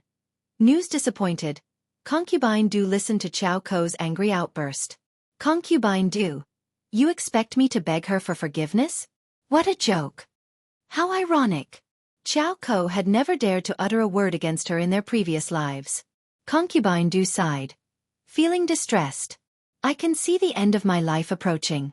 I am doing this for your own good. Qiao Ko sneered in response. No thanks. Why not? Concubine Du panicked. Your marriage remains unsettled, and Madame Qiao is taking her anger out on us. Do you honestly think she will find a suitable husband for you once we return to the capital? What about marrying someone here? You are Qiao Xian's sister, and Shao Yunduan is a recommended man. Any family you marry into would treat you well because of their connections. Suddenly, the idea seemed appealing to Concubine Du. Ah yes. The Yuezheng family would be a good option. What about young Master Yuezheng? Or perhaps... Stop it, Concubine Du. Qiao Ko's face darkened. I am an unmarried woman, and if you continue meddling in my affairs, I will report to Father and Nyather. Stay out of my business. With that, Qiao Ko turned and hurried away. She had no intention of marrying anyone here. The Yuezheng family might be decent, but they didn't compare to the elite families in the capital. Young Master Xie would have been a better choice, but unfortunately, he wasn't present. Moreover, the only way for her to live a comfortable life was by ingratiating herself with Qiao Xian. If she followed this path, she could ensure her happiness. She was going back to the capital to snatch Qiao Wei's marriage alliance, causing both Qiao Wei and her mother to suffer and cry in despair. Concubine Du was taken aback, feeling a mix of anger and disappointment at her daughter's callous words. She was doing everything for Qiao Ko's sake, so why was her own child so heartless toward her? Despite her distress and sadness, concubine Du gathered her resolve once again. She wouldn't abandon her daughter.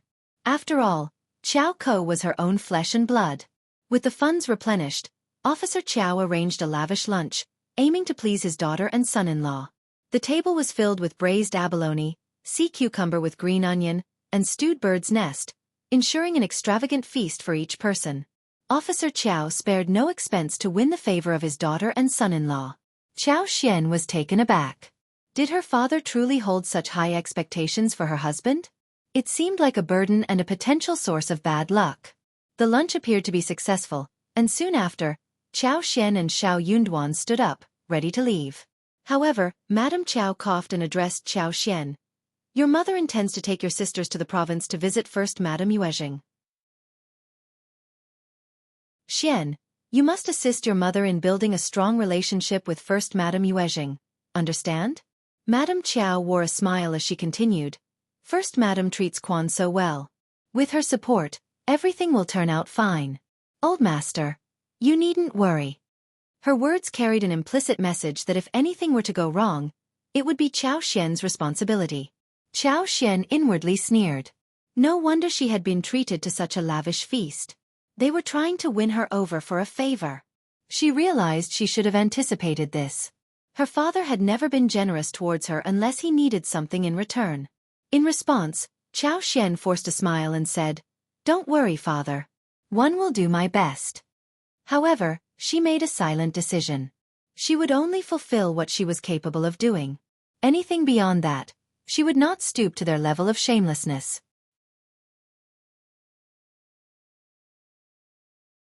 Chapter 768. Looking down, Shao Yunduan was taken aback by the repulsive proposal put forth by his father-in-law. It was so distasteful that he almost felt physically sick. He had hoped that if his father-in-law treated Qiao Xian kindly, their relationship might not be too strained, or at least remain intact on the surface. It would have been ideal if Qiao Xian had a reputable family supporting her, or at least the appearance of it. He didn't look down on her, and he had no intention of playing any tricks on her. However, he couldn't guarantee that others wouldn't try to undermine her. He didn't want anyone to belittle her or plot against her. When Qiao Xian informed him and her family about the unsavory matters, she should have realized that she needed to be cautious. If he were to become an officer in the future, would there be those who would conspire against her, knowing she lacked a strong family background? Perhaps he was being overly cautious, but it was better to be prepared for any potential challenges. Shao Yunduan had not anticipated the selfishness of the Qiao family. They did not deserve the support of Qiao Xian's family. Father-in-law, it's getting late. We should head home, Shao Yunduan suggested, showing his lack of interest in prolonging their stay.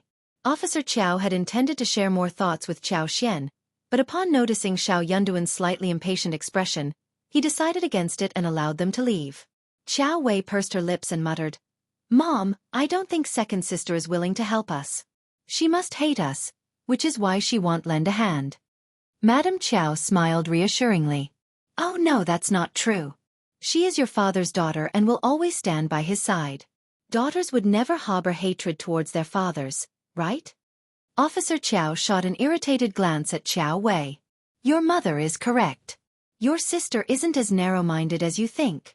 Even if she were, she should never hate her parents. What are you even suggesting? Madame Qiao smiled. Don't blame Wei. She's just being concerned. Officer Qiao snorted but didn't say anything further. Soon, mid-autumn day arrived, and the harvest season was approaching. The first section of the Shao family owned only a few fields, so they hired workers to help with the reaping, alleviating the burden on the family. However, the fields in Zhang village required more attention. There was also a pond that yielded fruits. Qiao Xian harvested some lotus roots and water chestnuts to bring home. The water chestnuts were steamed directly in a steamer. Once cooked, the black and hard shells were peeled off, revealing the snow-white flesh of the water chestnuts. They had a tender and chewy texture, with a fresh and sweet taste unique to aquatic plants. The lotus roots were cut into chunks and stewed with pig's trotters and peanuts. The resulting soup was rich and flavorful, while the lotus roots themselves were fresh and sweet. Additionally, they made hot and sour lotus root sticks. The soy-colored sauce clung to the finger-sized lotus root sticks, which were stir-fried with garlic cloves, green peppers, and red sour peppers. The dish offered a delightful combination of crispiness, spiciness, and tanginess. The whole family enjoyed a satisfying and delicious meal. The abundance of lotus roots allowed the family to enjoy various dishes for months to come. They could prepare cold lotus root slices, hot and sour diced lotus root, stir-fried lotus root slices, deep-fried lotus root chips, steamed lotus root meat pie, lotus root meatballs, lotus root rib stewed soup, osmanthus glutinous rice with lotus roots, and more. The versatility of lotus roots provided endless culinary possibilities. In addition to the lotus roots, the betel nut taro that Qiao brought back from the province was also ready for harvest. Each betel nut taro weighed around 3 to 5 to 4 kilograms and exhibited numerous purple spots on its surface, creating a beautiful appearance once the peel was removed.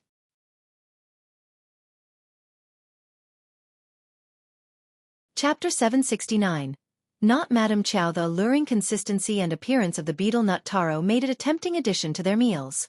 Inspired by its delicious taste, Qiao decided to cultivate more taro plants to create high-quality taro balls, a delicacy they could enjoy in the future. As September arrived, Qiao began sorting through the items they would bring to the province. They had nearly 100 kilograms of snow fungus and 800 lipsticks, which they intended to take along. Additionally, they planned to bring a variety of harvested goods for First Madam. Among these items were the lotus roots they had, but they also included a selection of taros. They would also bring Gastrodia elata, heterophylla, and figs. Other fruits such as ripe dragon fruits, pineapples, bananas, papayas, tangerines, and sugarcanes would also be included. While the quantity of these fruits was not substantial, their freshness and vibrant flavors added a sense of confidence to Qiao. The fruits from the southern region thrived remarkably, particularly the dragon fruits and papayas, enhancing the array of offerings they would present to First Madam. In addition to the fruits mentioned earlier, Qiao had plans to grow lychees, longans, and mangoes, as long as everything went well after the cold winter. The fruit trees had grown thick, their trunks as wide as her arms, demonstrating their robust and healthy condition. They promised a bountiful harvest in the coming year. With all preparations in order, Qiao and Shao Yunduan, accompanied by Nis. Fong, elder uncle, Yang Xiaoni, Shao Sanlang, Qi, Tao Tao, Shao Junyan, and Shao Qing, embarked on their journey to the province for a delightful time. Eldest uncle initially hesitated to join, but Ms. Fong insisted on his presence. It was necessary to have someone remain in the village for the sake of the family's security and stability. Shao Dalong and Ms. Su chose to stay behind, attending to the care of their youngest son. The little boy was still too young to embark on a long trip. However, Ms. Su held hope in her heart, believing that there would be future opportunities for them to travel there. Qiao entrusted the care of Ms. Su to Li Xia and Li Qiu, while Chunyu and Chunfeng accompanied the group on their journey. Due to the construction of the school, the first section of the Shao family had gained recognition in the village, which provided reassurance to Qiao and Shao Yunduan to leave only Ms. Su and Shao Dalong at home. With the support of the land officer and elderly men, anyone causing trouble to the family would not be tolerated. They had hired 3 wagons for the trip. One wagon was designated for carrying goods and presents, while the other 2 served as transportation for the travelers. They set off from the county early on the 5th of September. Qiao deliberately did not inform Madame Qiao about their departure, nor did she allow her to join them on the journey. Qiao was determined to keep them out of their affairs and prevent them from exerting any influence or control over their plans. The Qiao family remained unaware that Qiao and Shao Yunduan had already traveled to the province for their own shopping trip. Meanwhile, Madame Qiao was still in discussions with County Magistrate Qiao about their planned visit to the Yuezheng family on the 8th of September, intending to leave on the 7th. Madame Qiao believed that if they could spend the festival together, it would strengthen their relationship with the Yuezheng family. Officer Qiao supported this idea wholeheartedly. On the 6th day, Madame Qiao sent Auntie Ling to fetch Qiao from Shaoding village to bring her back to the mansion, so they could travel together the following morning. However, to her surprise, Auntie Ling returned alone.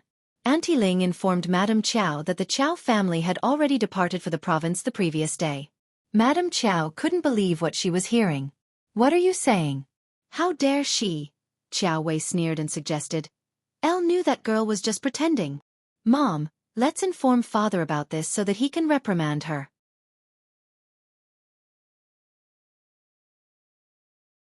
Chapter 770. How dare? Madame Qiao's expression darkened. Auntie Ling, speak clearly and tell me everything. She needed to inform Old Master about the situation and understand what was truly happening. Auntie Ling continued, when I arrived at the house, only Shao Dalong and his wife were present. I asked them about second Miss going to the province, but Miss Su claimed she had no knowledge of it. She mentioned that she was occupied with taking care of the children and had no idea about second Miss plans. In fact, she suggested that I ask second Miss directly. Madame Qiao realized that this was part of the plan Qiao Xian had discussed with Ms. Su. No matter who from the Qiao family came asking, Ms. Su was instructed to respond with, "L don't know," and nothing more.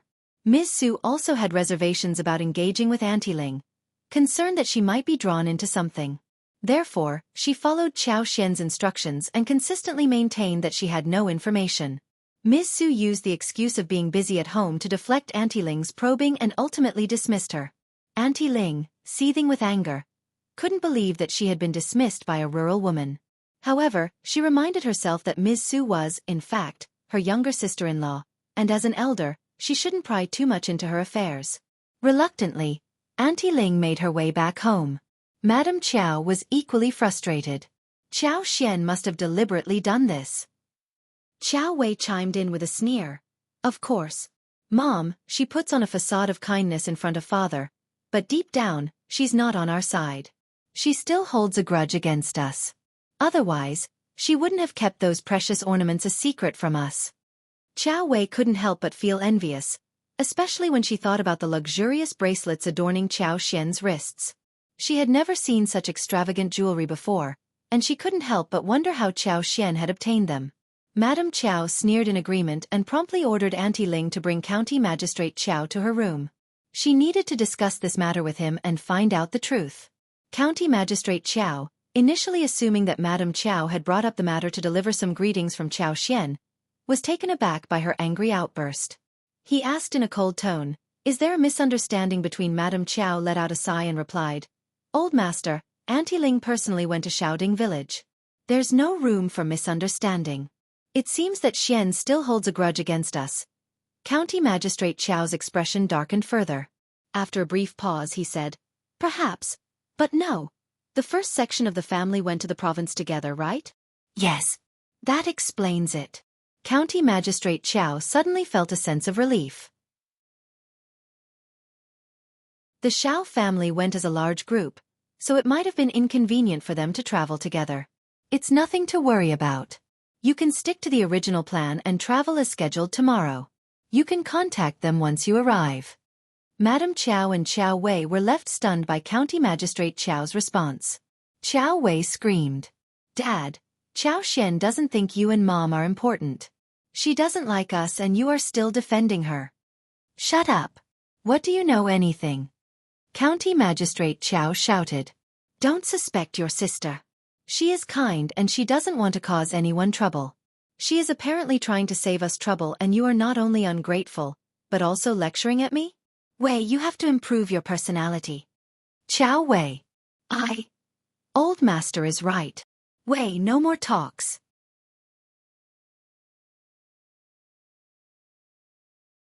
Chapter 771.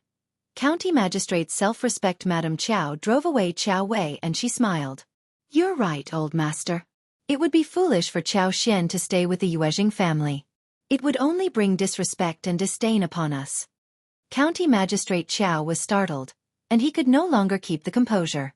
Qiao Xian and Shao Yunduan passed by the county but did not even greet them, though they did not want to cause them trouble. They did not even inform them where and how to reach each other in the province. If Qiao Xian went into the Yuezheng family with her whole family, she was just being so rude and she would be disliked. The Yuezheng family would mock them and hate them. First Madam would not like her any more. How ridiculous. County Magistrate Qiao, however, still tried to self-console. Xian and her husband are still too young to understand what they should do. They may have forgotten to tell us. I think her husband should have the basic rules about how to socialize with each other. They should not just go to the Yuezheng family like this. Go and meet them when you are in province together. If Qiao Xian and Shao Yunduan were in a good relationship with them, Madame Qiao should have all the reason to visit the Yuezheng family, since she was the lineal mother of the family. Madame Qiao sneered. She had lost interest in the county magistrate's words. He just wanted to save his own face and made himself convinced. Just wait and see. She wondered what made Qiao Xian and Shao Yunduan so precious that her husband defended them all the time. Qiao Wei felt even worse as her frustration grew. She couldn't help but vent her frustrations to her mother. Mom, is Dad out of his mind? Qiao Xian, that wretched woman, is playing games with us, and yet Dad still defends her? What on earth has she done to him? Madame Qiao sneered in response and turned to Qiao Wei. Wei, I have found a suitable suitor for you. You need to work hard and secure a promising future for your husband so that you can completely overshadow Qiao Xian. Qiao Wei remained puzzled by her father's actions, but Madame Qiao seemed to have a better understanding of the situation. It became clear to Madame Qiao that her husband's favorable treatment towards Qiao Xian stemmed from his belief in Shao Yunduan's potential for a prosperous future. However, such predictions were never certain. The next morning, Madame Qiao, accompanied by Qiao Wei, Qiao Ko, and concubine Du, embarked on their journey to the province. Madame Qiao always made sure to bring Qiao Ko whenever matters concerning Qiao Xian were involved. When neither Qiao Wei nor Madame Qiao held a proper position, it was Qiao Ko who would be forced to step forward and take charge. As for concubine Du, Madame Qiao had no intention of leaving her alone with County Magistrate Qiao. Concubine Du understood Madame Qiao's motives, and her resentment towards the situation only deepened. Qiao Ko was filled with excitement when she received the invitation to travel to the province. Upon their arrival in the evening, they settled into a nearby hostel. Madame Qiao purposely selected a hostel that was in close proximity to the Yuezheng family. Meanwhile, Qiao Xian and her family had already moved into the mansion located in the alley. The mansion had always been well maintained by the Yuezheng family, and upon learning of their arrival, thorough cleaning had been done to ensure a fresh and welcoming atmosphere. The entire family was in awe of the magnificent mansion. Wow, this is our house? Oh my God, this is the province we've been talking about.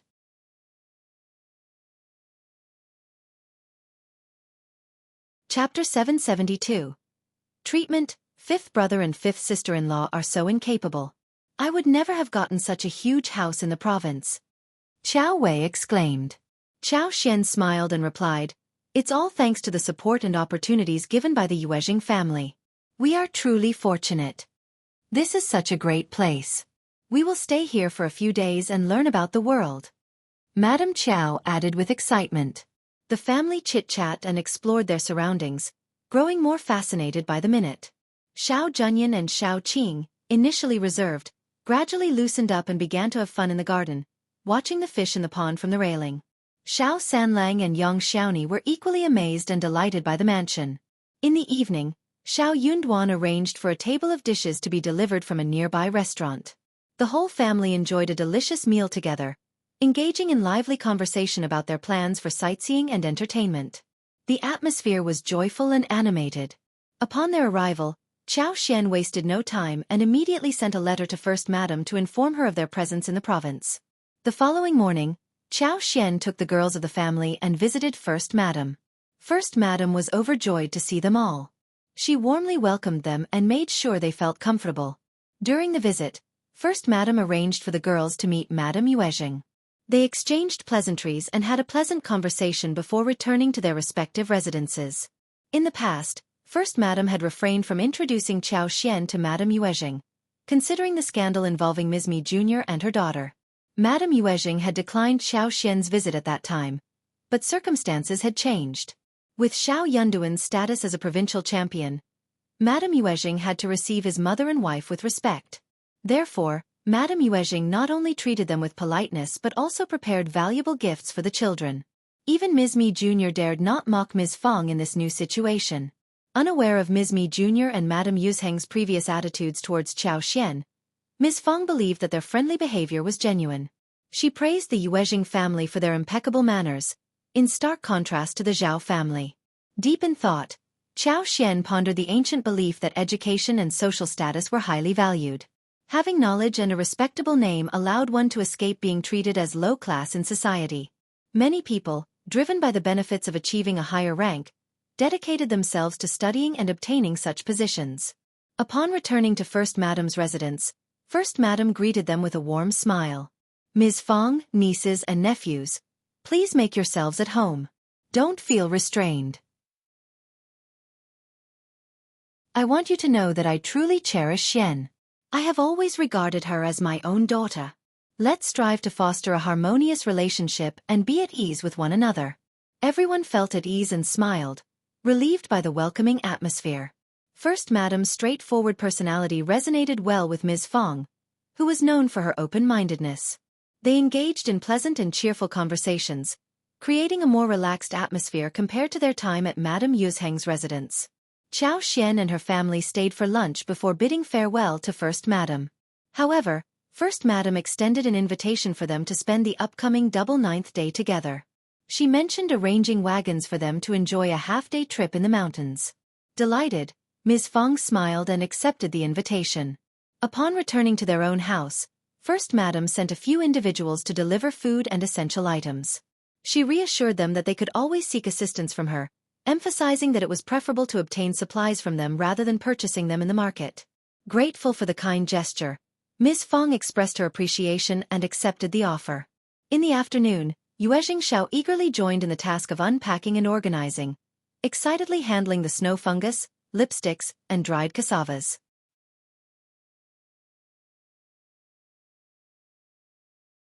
Chapter 773.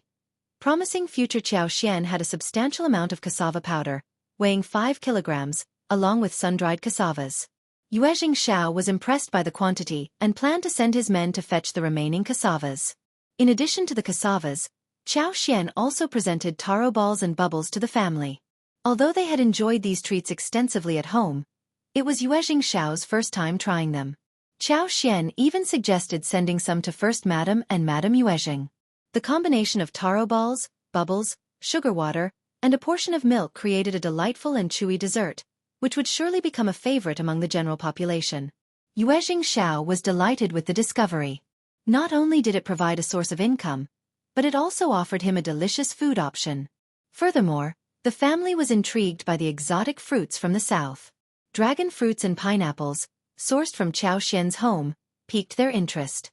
Madame Yuezheng particularly enjoyed bananas and dragon fruits, while the rest of the family appreciated all the fruits on offer.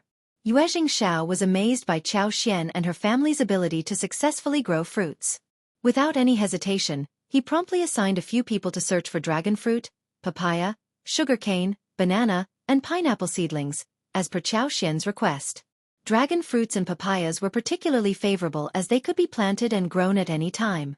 If these fruits flourished, it would expand the variety of desserts available. They might even be able to reduce their dependence on selling southern fruits by half. The future looked promising. On the day Madame Qiao and her family arrived in the province, Qiao Xian, Shao Yunduan, Ms. Fong, and Yang Xiaoni spent the entire day shopping. While Ms. Fong was not one to splurge, Shao Sanlang and Yang Xiaoni couldn't resist indulging themselves when they came across a wide array of delicious foods.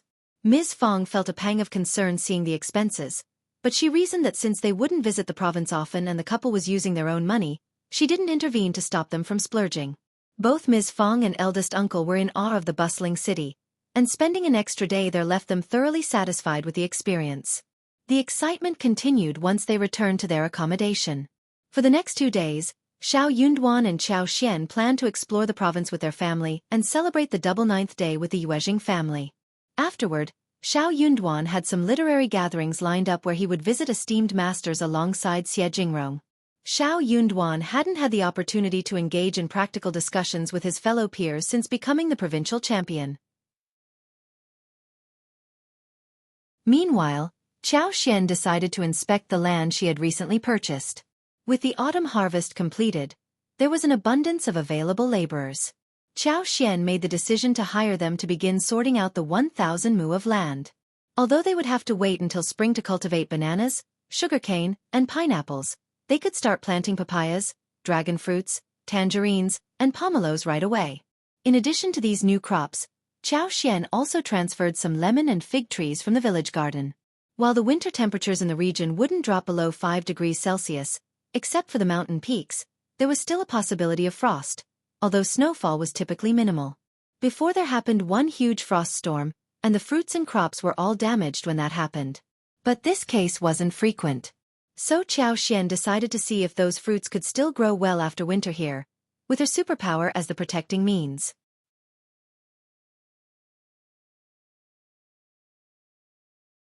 Chapter 774. Fighting forward. As long as the plants managed to survive the winter this year, the following year wouldn't pose a problem either. Rather than relying solely on supernatural powers, she sought assistance from Yuezheng Shao to gather a significant amount of straw. This way, when the temperature dropped, she could cover the tree roots with straw to keep them warm. Additionally, she planned to create smoke in the vicinity to protect the fruit trees from frost damage. Qiao had meticulously prepared for this situation. A day prior to the double ninth day, when Qiao and Shao Yunduan were exploring the city with their families, the first madam received a letter from Madame Qiao. In the letter, Madame Qiao acknowledged herself as Qiao mother and expressed gratitude to the first madam for taking care of him. The first madam couldn't help but chuckle. Madame Qiao is quite an interesting character. Auntie Hua found this revelation equally surprising. She smiled and remarked, "I'll wonder if she's aware that Mrs. Shao and her entire family are already present in the province." The first madam entered a contemplative state. Qiao had never mentioned anything about Madame Qiao's visit, and the first madam had displayed no interest in meeting her. The Yuezheng family held considerable influence and had no need to associate with a county magistrate. Madame Yuezheng, as the esteemed guest of a high-ranking official's wife, surpassed Madame Qiao in every aspect. The first madam had the choice to either receive her visit or decline it. "Auntie, would you mind visiting Xian and inquiring about her thoughts on the matter?" Essentially, this meant that if Qiao desired any form of retribution, the first madam would support her. Auntie Hua replied and personally went to speak with Qiao. Qiao smiled and said, "Elle forgot to inform Auntie about this. My lineal mother did suggest that I visit Auntie together with her, but I chose not to and ignored her request. I never expected them to arrive so quickly. Thank you for your concern, Auntie. It holds no significance for us. If Auntie wishes to meet them, she may do so. If she prefers not to, that's perfectly fine as well. I know what I need to do."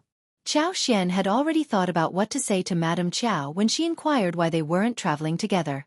Her intention was to demonstrate to Officer Qiao that they were not mere puppets controlled by his strings, obligated to obey his every command. If Officer Qiao couldn't tolerate it, Qiao secretly wished for a confrontation.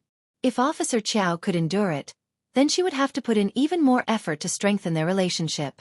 Auntie Hua understood Qiao's point. She nodded and asked, "What will you say if she asks whether you're here?"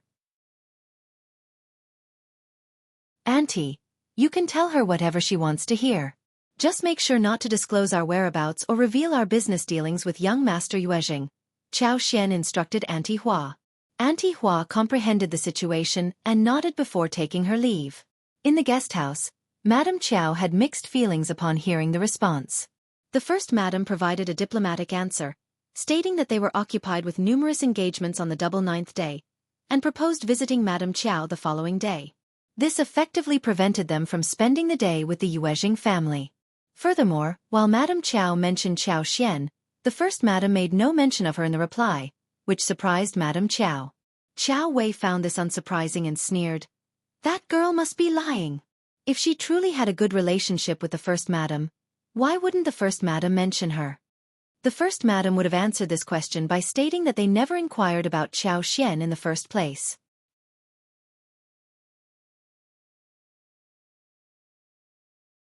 Chapter 775.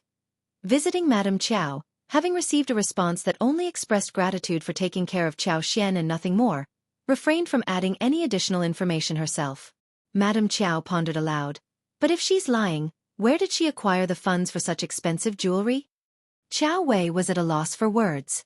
They had never possessed anything valuable like those ornaments, yet they could discern that none of them were counterfeit. "We'll find out when we meet the first madam. Unfortunately, we won't be able to spend the festival with the Yuezheng family." However, Qiao Wei found solace in the thought that Qiao must be in a similar situation to theirs. Their objective had been to spend the day with the Yuezheng family in order to forge a closer bond. Regrettably, that goal remained unfulfilled, leaving them feeling greatly disappointed. On the day of the Double Ninth Festival, the first madam and Yuezheng Shao extended an invitation to the first section of the Shao family to join them on a wagon ride outside the city. Jean had made all the arrangements in the abbey early in the morning. Surrounded by mountains and rivers, the abbey had been adorned with an abundance of specially cultivated chrysanthemums. Outside the abbey, wild chrysanthemums in various shades of light purple, yellow, and white blanketed the mountains and plains, creating a stunning and captivating sight in this autumn season. Yuezheng Shao took Shao Yunduan and his father for a tour outside, while the first madam accompanied Ms. Fong, Qiao Xian, and the other girls on a mountain excursion. While mountains were a common sight in the countryside, the view here at the abbey was distinct and carefully chosen by the Yuezheng family. The mountain path had been well maintained, with numerous flowers and trees planted for people to admire. Along the way, several pavilions provided resting spots. The highest pavilion on the mountain was spacious, where guests were served fruit snacks, cooked tea, and enjoyed their beverages. When viewed from a distance, the scene was truly magnificent. The entire day passed joyfully, leaving everyone in high spirits. The first madam decided to escort them directly back home, and they all agreed to spend the night together. The Yuezheng family also had their own reunion on this day. When the first madam, old master, and Yuezheng Shao insisted that they join, Ms. Fong and her family couldn't refuse. The old master and the first madam were deeply grateful to Qiao Xian for saving their lives, and with the two families engaged in business together, it was only fitting that they gathered for a festive dinner. As the head of the family, the first madam intended to address any misbehavior from the second section of the family during this special occasion. NES. Mi Jr. wasn't foolish enough to cause trouble. She may not have been thrilled about the gathering, but she knew when to act accordingly. Madame Yuezheng accepted the proposal, considering it was suggested by the first section of the family. Furthermore, Shao Yunduan held the title of provincial champion and maintained a good relationship with young Master Xie. Thus, it was advantageous for them to establish friendly ties with the Shao family. Ms. Mi Jr. didn't dare to cause trouble, but she and her daughter were eager to witness an entertaining spectacle. They believed that Shao Yunduan's title wouldn't make any significant difference. After all, they considered themselves a simple rural family with limited knowledge and experience. Such grand feasts and extravagant gatherings were completely foreign to them. They were certain to become the subject of ridicule and mockery. However, what Ms. Mi Jr. and her daughter were unaware of was that Qiao Xian possessed exceptional cooking skills and was well versed in a wide variety of dishes. She had never been hesitant to share her culinary creations with her family, who had enjoyed a diverse range of delicacies. While the county may have had limited ingredients, the province offered a wide selection. Qiao Xian and Shao Yunduan always made sure to bring an abundance of ingredients back home during their visits.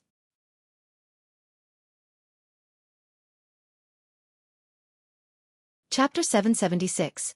Practical as the sumptuous and expensive dishes were served on the table, they were indeed delicious, but not to the extent that the entire Shao family abandoned their manners and devoured the food without restraint. Contrarily, Ms. Fong had never been an arrogant individual, and she had instilled good values in her children.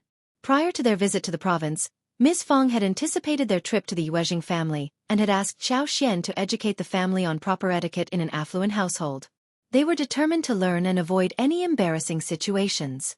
Although Qiao Xian's knowledge was limited, having attended numerous banquets with the first madam, she had acquired some understanding along the way. Thus, she imparted this knowledge to her family accordingly. Now, everything was put into practice. No one exhibited any misbehavior. Even Madame Yuezheng was pleasantly surprised. She had mentally prepared herself for any potential faux pas from this rural family. But such concerns were unnecessary. Even Madame Yuezheng couldn't help but admire the Shao family, recognizing that they were genuinely kind-hearted and pleasant people. The first section of the family had truly made wise choices in their friendships. The dinner proceeded exceptionally well, with both guests and hosts thoroughly enjoying themselves. The atmosphere was lively and joyous. In the evening, the first madam insisted that Yuezheng Shao accompany the Shao family back home. Ms. Fong initially intended to decline the offer, but the first madam insisted, saying, "You are our guests, and that's how we treat our guests. Please don't be formal, Sister Fong." Ms. Fong expressed her gratitude and accepted the kind gesture. The following day, the first madam even dispatched some of her staff to deliver 2 jars of wine, a basket of live crabs, and 2 baskets filled with fresh grapes and pomegranates to the Shao family for their enjoyment. Ms. Fong expressed her sincere gratitude, continuously praising Qiao Xian for befriending such wonderful individuals. Through this connection, she successfully established a friendship with the first madam and the kind-hearted Yuezheng family. During this time, Xie Jingrong and Yuezheng Shao paid a visit to the Shao family. With old friends gathered together, the gathering was filled with warmth and happiness.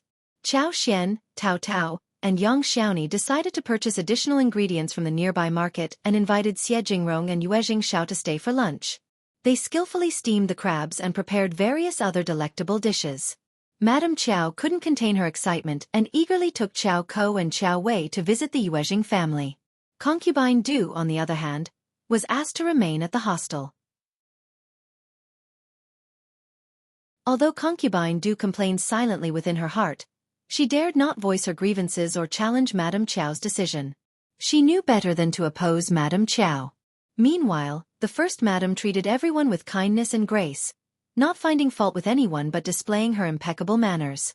But first madam had no intention of introducing them to Madame Yuezheng.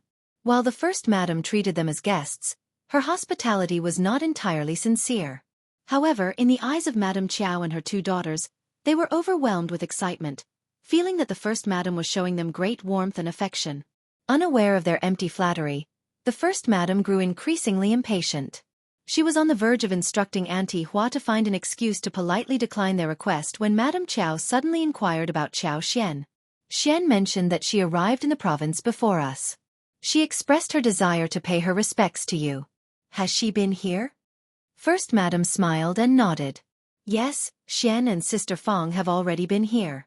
In fact, I invited them to join us for a tour outside the city, and we even shared a celebratory dinner together yesterday in honor of the Double Ninth Festival.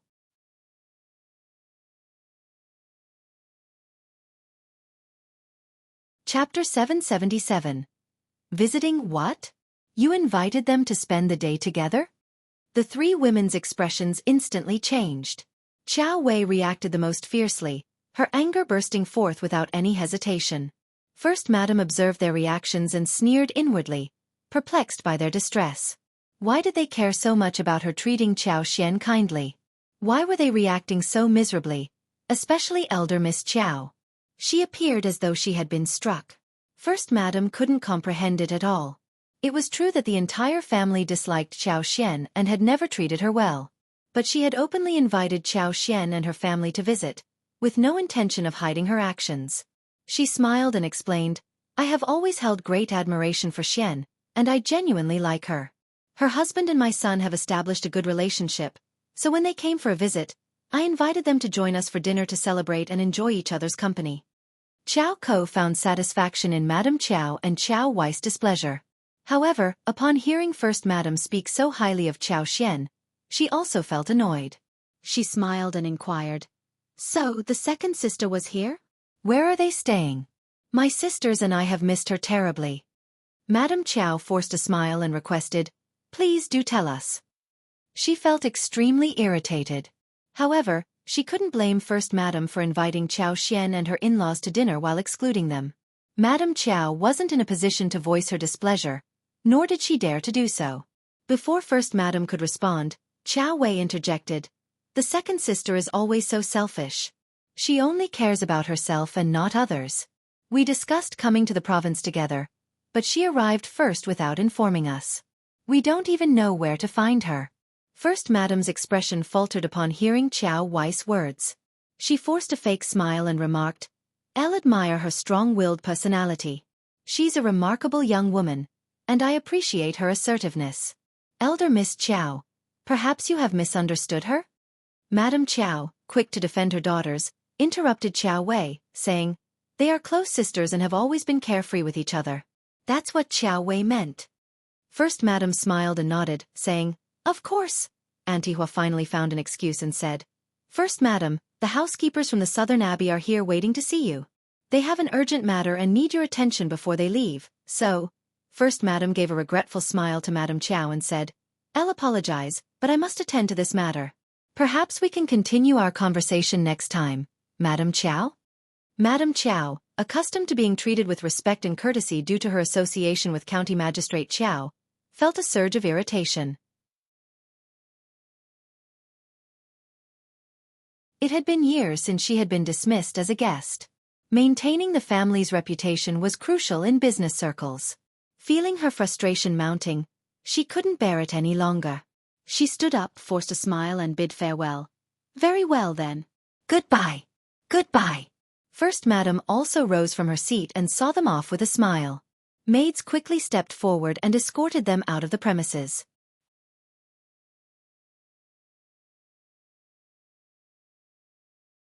Chapter 778. Feeling sorry, Qiuyue and Qiao felt a mix of disappointment and annoyance. They had expected First Madam to be generous and offer them presents as well. After all, she had showered Qiao Xian with precious gifts. Why were they being treated so differently? They couldn't help but wonder why the Yuezheng family didn't even bother to offer any presents during their first meeting. It seemed unfair and left them feeling overlooked. Unbeknownst to them, First Madam had indeed prepared some gifts. However, upon hearing Qiuyue speak ill of Qiao Xian and Qiao constantly indicating their annoyance towards her, First Madam's initial goodwill wavered. She was a perceptive person and understood that maintaining superficial connections was unnecessary. Ultimately, she decided not to present them with any gifts. It was a subtle way of expressing her dissatisfaction and protecting Qiao Xian from unfair treatment. Madame Qiao, on the other hand, grew increasingly irritated by her encounter with First Madam. She couldn't fathom what was wrong with the Yuezheng family. She was about to return to the capital with her husband, and she had no intention of cultivating any further relationship with them. Perhaps their family's business in the north wasn't doing as well as she had presumed. Madame Qiao couldn't comprehend the arrogance displayed by the Yuezheng family in treating an officer's wife so poorly. In her eyes, they were nothing more than a group of uncivilized and narrow-minded individuals lacking basic manners. While she acknowledged that there was little she could do about the Yuezheng family directly, she was determined to make Qiao Xian suffer. Madame Qiao refused to let Qiao Xian believe that her husband's newfound status made her invincible. As the girl's biological mother, Madame Qiao believed she had the authority to teach her a lesson, despite her marriage. As Madame Qiao and her daughters departed from First Madam's residence, a realization struck her. First Madam had failed to provide them with the information regarding Qiao Xian and her in-laws' whereabouts. However, it was not feasible for her to turn back and inquire at that moment. Madame Qiao reluctantly let go of the thought, feeling even more disgruntled. Just as she was leaving the mansion with her biological daughter and the concubine's daughter, they unexpectedly encountered Ms. Mi Jr. Ms. Mi Jr. initially didn't recognize Madame Qiao and her daughters, resulting in a frown on her face. However, the maid intervened and introduced both parties to each other. Upon learning that Ms. Mi Jr. was the second Madame Yuezheng, Madame Qiao felt a surge of motivation and greeted her, inadvertently revealing her status as Qiao Xian's biological mother. She wanted to make it clear that Qiao Xian would never escape the influence of the Qiao family. Mi Jr.'s eyes lit up, and she greeted Madame Qiao with a smile. "Oh, Mrs. Shao's lineal mother, greetings. You are too kind, second Mrs. Yuezheng." Madame Qiao felt even more irritated seeing Ms. Mi Jr. greet her for Qiao Xian's sake. Madame Qiao couldn't help but wonder if that wretched girl had managed to gather so many allies. She knew that First Madam didn't wish to keep her around, and Ms. Mi Jr.'s husband had sons of his own. It was a well-known fact that biological mothers and the children of concubines were rarely on good terms. Thus, Ms. Mi Jr. saw an opportunity to cause trouble, leveraging her position as the second madam to spite Qiao Xian's lineal mother. "My eldest sister-in-law must be too busy to receive you well. I am free. If you want, what about having tea with me? We can have some nice chats with each other too." Faced with Ms. Mi Jr.'s warm, open arms, Madame Qiao and the two daughters were so surprised and glad. They were never going to miss this open opportunity. Madame Qiao accepted the invitation directly. Therefore, the three women walked away with Ms. Mi Jr. But the maid who was supposed to lead them out could not do anything, but reported the situation to First Madam honestly. First Madam was very surprised. But she did not mind. Instead, she smiled briefly. "My sister-in-law is very hospitable. She was never up to any good." But that did not bother her.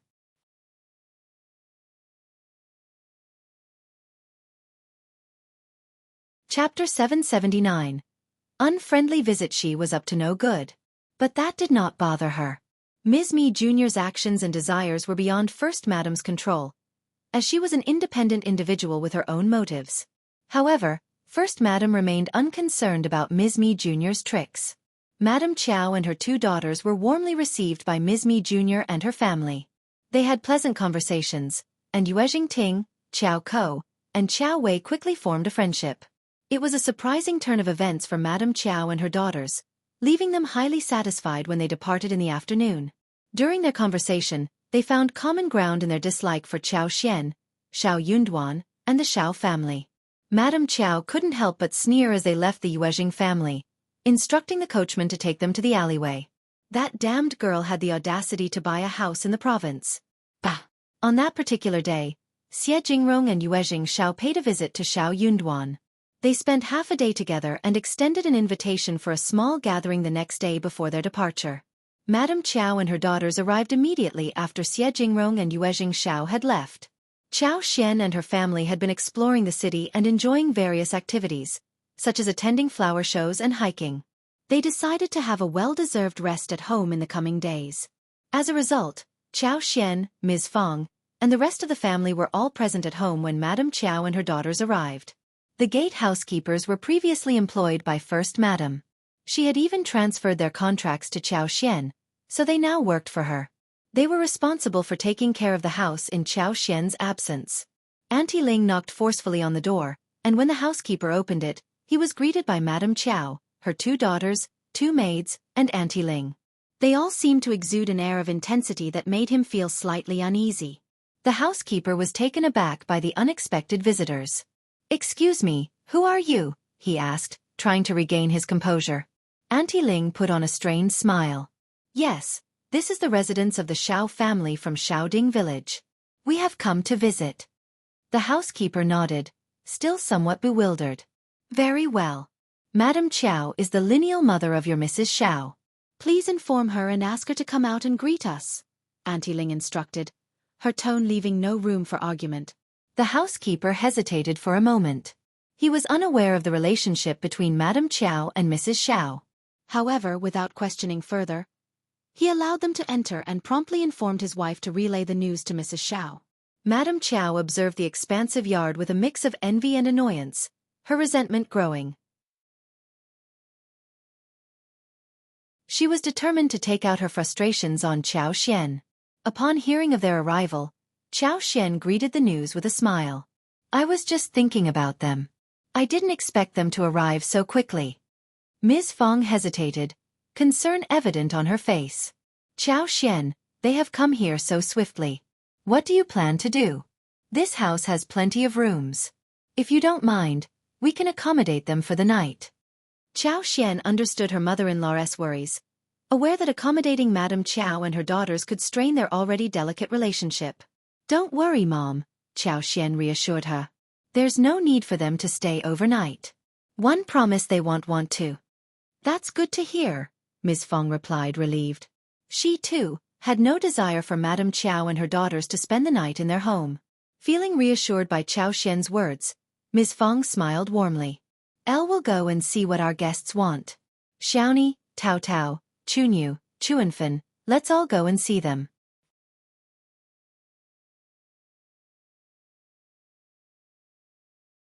Chapter 780. The Qiao family's business. She was determined to support her daughter-in-law, ready to confront any bullying from her lineal mother. With a sense of warmth in her heart, Qiao Xian smiled confidently. "All right, let's go and see what they want." The group made their way to the front yard, where they were met with piercing gazes from Madame Qiao and her 2 daughters. "Qiao Xian, how dare you buy a house behind our backs? Explain yourself." Madame Qiao's voice was filled with anger. Qiuyue couldn't contain her frustration any longer and erupted in a furious shout. "Explain yourself, Qiao Xian." Qiao Xian raised an eyebrow, feigning surprise. "Explain? What for?" "Humph, you're speechless, aren't you? If it wasn't for second Mrs. Yuezheng, we wouldn't have found out about this." Qiao Wei's voice was filled with contempt. Ms. Fong cleared her throat, displaying confusion. "Madam-in-law, your daughter is speaking quite rudely. Why should we have to inform you about our house purchases?" "Qiuyue." Madame Qiao was stuck in words. Indeed, the Shao family had every right to purchase the house without informing the Qiao family, as they didn't rely on them for financial support. The Qiao family's furious rush forward seemed unreasonable. Qiao Wei, determined to provoke a confrontation, sneered. We're all here together, so why pretend? Qiao Xian, did you pay for that house? Where did you get the money from? Qiao Xian did buy the house and possessed the contract. However, Ms. Fong had never asked her about it or sought to claim ownership for herself. Being an honest person, she appeared somewhat hesitant. Qiao Xian spoke up.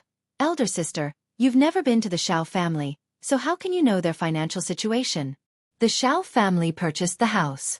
Young Master Yuezheng and my husband have been friends for a long time, so it's only natural for him to assist when my husband wanted to buy a house like this.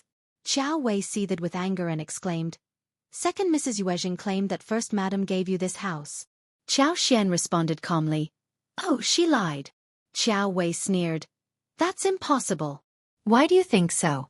If you want, you can bring Second Mrs. Yuezheng and First Madam here, and we can all discuss this together. Qiao Wei glared at her fiercely. She knew she would never be able to bring Second Mrs. Yuezheng or First Niadame here. Qiao Xian was deliberately making things difficult for her. It was all intentional. All right, Wei. Madam Qiao understood the situation clearly. They knew something fishy was going on, but they lacked proof to support their claims. Qiao Xian and Ms. Fong exchanged arguments, but they couldn't find any inconsistencies in each other's statements. Mrs. In-law, why don't you invite us inside for some tea? Ms. Fong stepped aside and said, Please come in. Madam Qiao glanced at Qiao Xian with a mix of disappointment and concern. Didn't you say we were traveling together? Why did you leave on your own? Your father and I missed you. Qiao Xian responded calmly.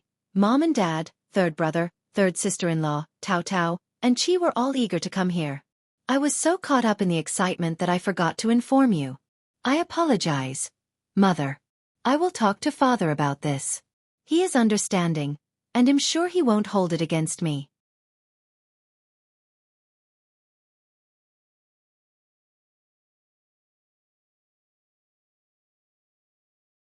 Chapter 781. Cheap Deal Madam Qiao. Madam Qiao's anger intensified. She had not expected Qiao Xian to be so adept at handling the situation. It only fueled her regret further. She wondered why she had allowed Qiao Xian to marry Shao Yunduan in the first place. Perhaps she should have sent her to become a nun instead. Qiao Wei couldn't bear Qiao Xian's deliberate arguments. You did this on purpose. What a pathetic excuse.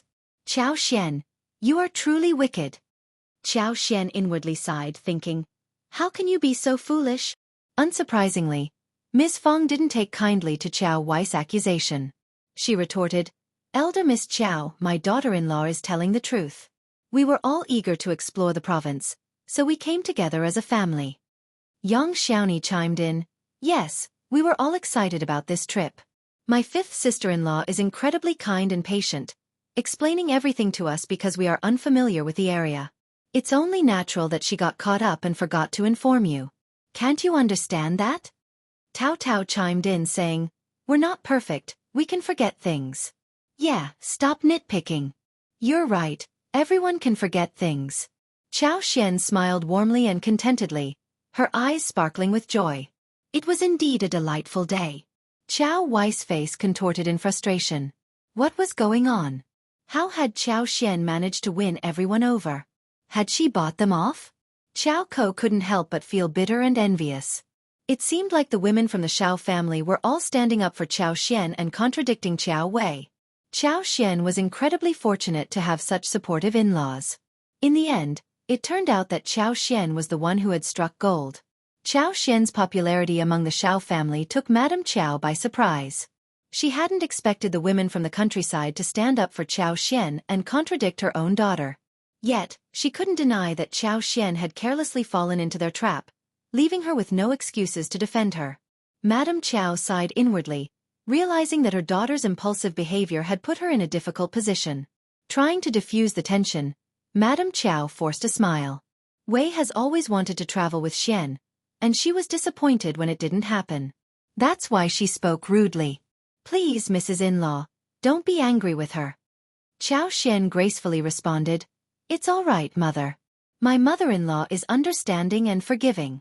She won't hold any grudges against my sister. She explained herself to avoid any misunderstandings. Yang Xiaoni chimed in. Yes, my mother-in-law is truly wonderful. She treats us with so much kindness. The two sister-in-laws exchanged a warm smile, appreciating each other's positive qualities. Yang Xiaoni, being down-to-earth and genuine, continued to speak highly of her mother-in-law, unaware of the underlying tension. However, Qiao Xian noticed Madame Qiao's subtle mockery of her mother-in-law and refused to let it slide. She wouldn't allow Madame Qiao to belittle her mother-in-law. Ms. Fong, feeling pleased and grateful, beamed and said, "That's because you are so kind, so I treat you well in return. I'm not a mean person. Please come in and have a seat, Mrs. In-law." Madame Qiao tightly held Qiao Wei's hands, maintaining a smile as they took their seats. Qiuyue then served the tea. As Madame Qiao sipped the tea, she suddenly realized that she had nothing more to say. How could she interrogate Qiao Xian about the house or her decision to leave without them? She was at a loss for words and unsure how to proceed.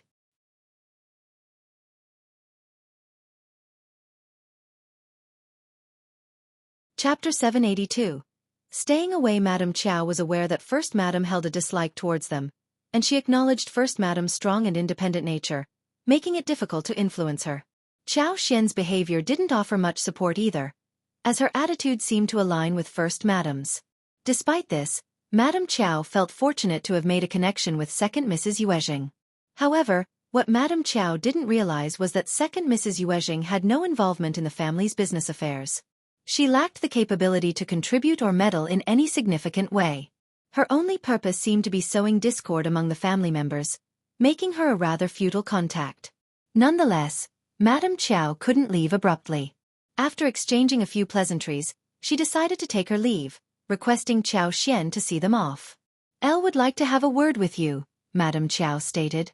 "Of course, mother," Qiao Xian responded promptly, showing no hesitation. Ms. Fong and Yang Xiaoni exchanged worried glances as they observed the interaction between Madame Qiao and Qiao Xian. Qiao Xian reassured them with a smile and a slight shake of her head, indicating that she could handle the situation. Madame Qiao grew increasingly annoyed by this display. She felt a sense of frustration towards how the entire family seemed to perceive her.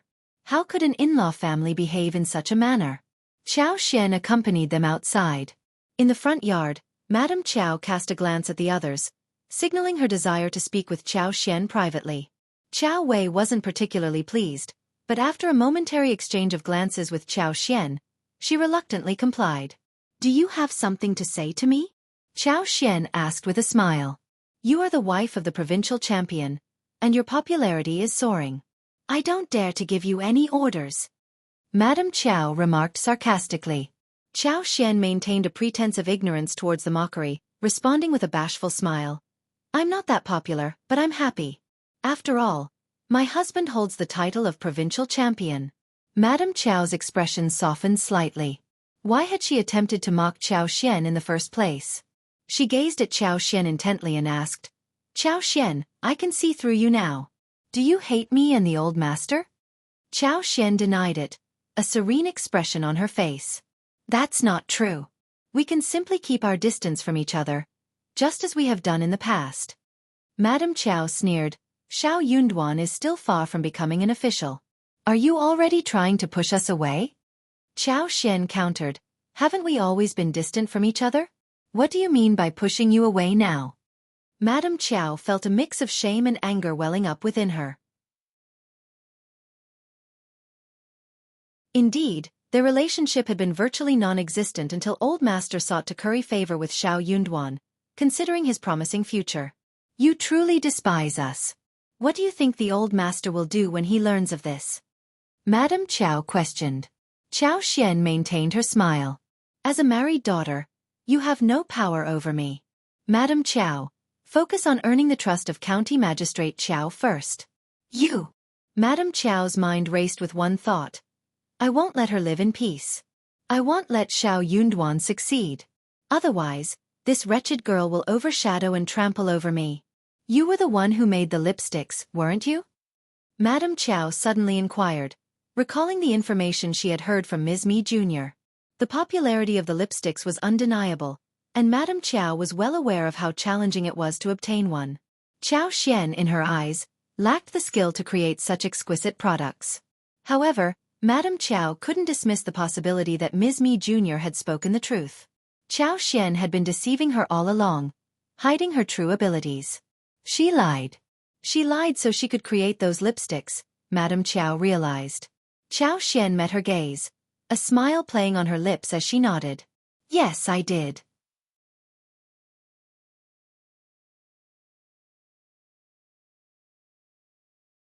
Chapter 783. Trouble. Madame Qiao felt a surge of anger and frustration upon learning the extent of Qiao Xian's success. It was a substantial amount of money that Qiao Xian had made from the lipstick business. The popularity of the lipsticks had persisted for over a year in the province, and yet Madame Qiao and her old master had struggled immensely to gather enough funds for old master's position in the capital. If only she had known about Qiao Xian's financial success earlier, she wouldn't have endured so many sleepless nights or sold precious belongings. Qiao Xian, seemingly aware of Madame Qiao's vexation, added fuel to the fire with a mischievous smile. Actually, it's not entirely my doing. My sister-in-laws have been instrumental, and this wealth belongs to the Shao family. Madame Qiao forced a smile, understanding that Qiao Xian was purposefully provoking her.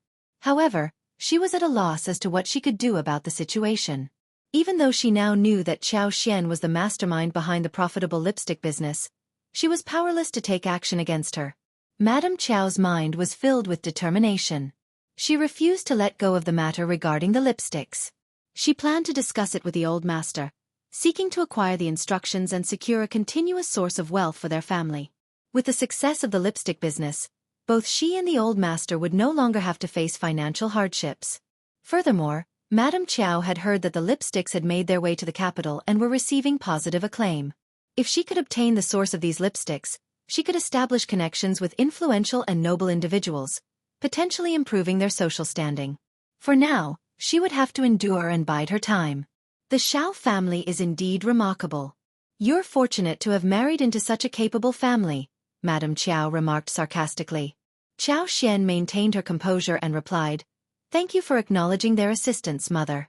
I will always remember your kindness." Madame Qiao sneered in response. "Make sure you do." She then took Qiao Wei and Qiao Ko with her, and Qiao Wei was on the verge of asking a question when she abruptly stopped.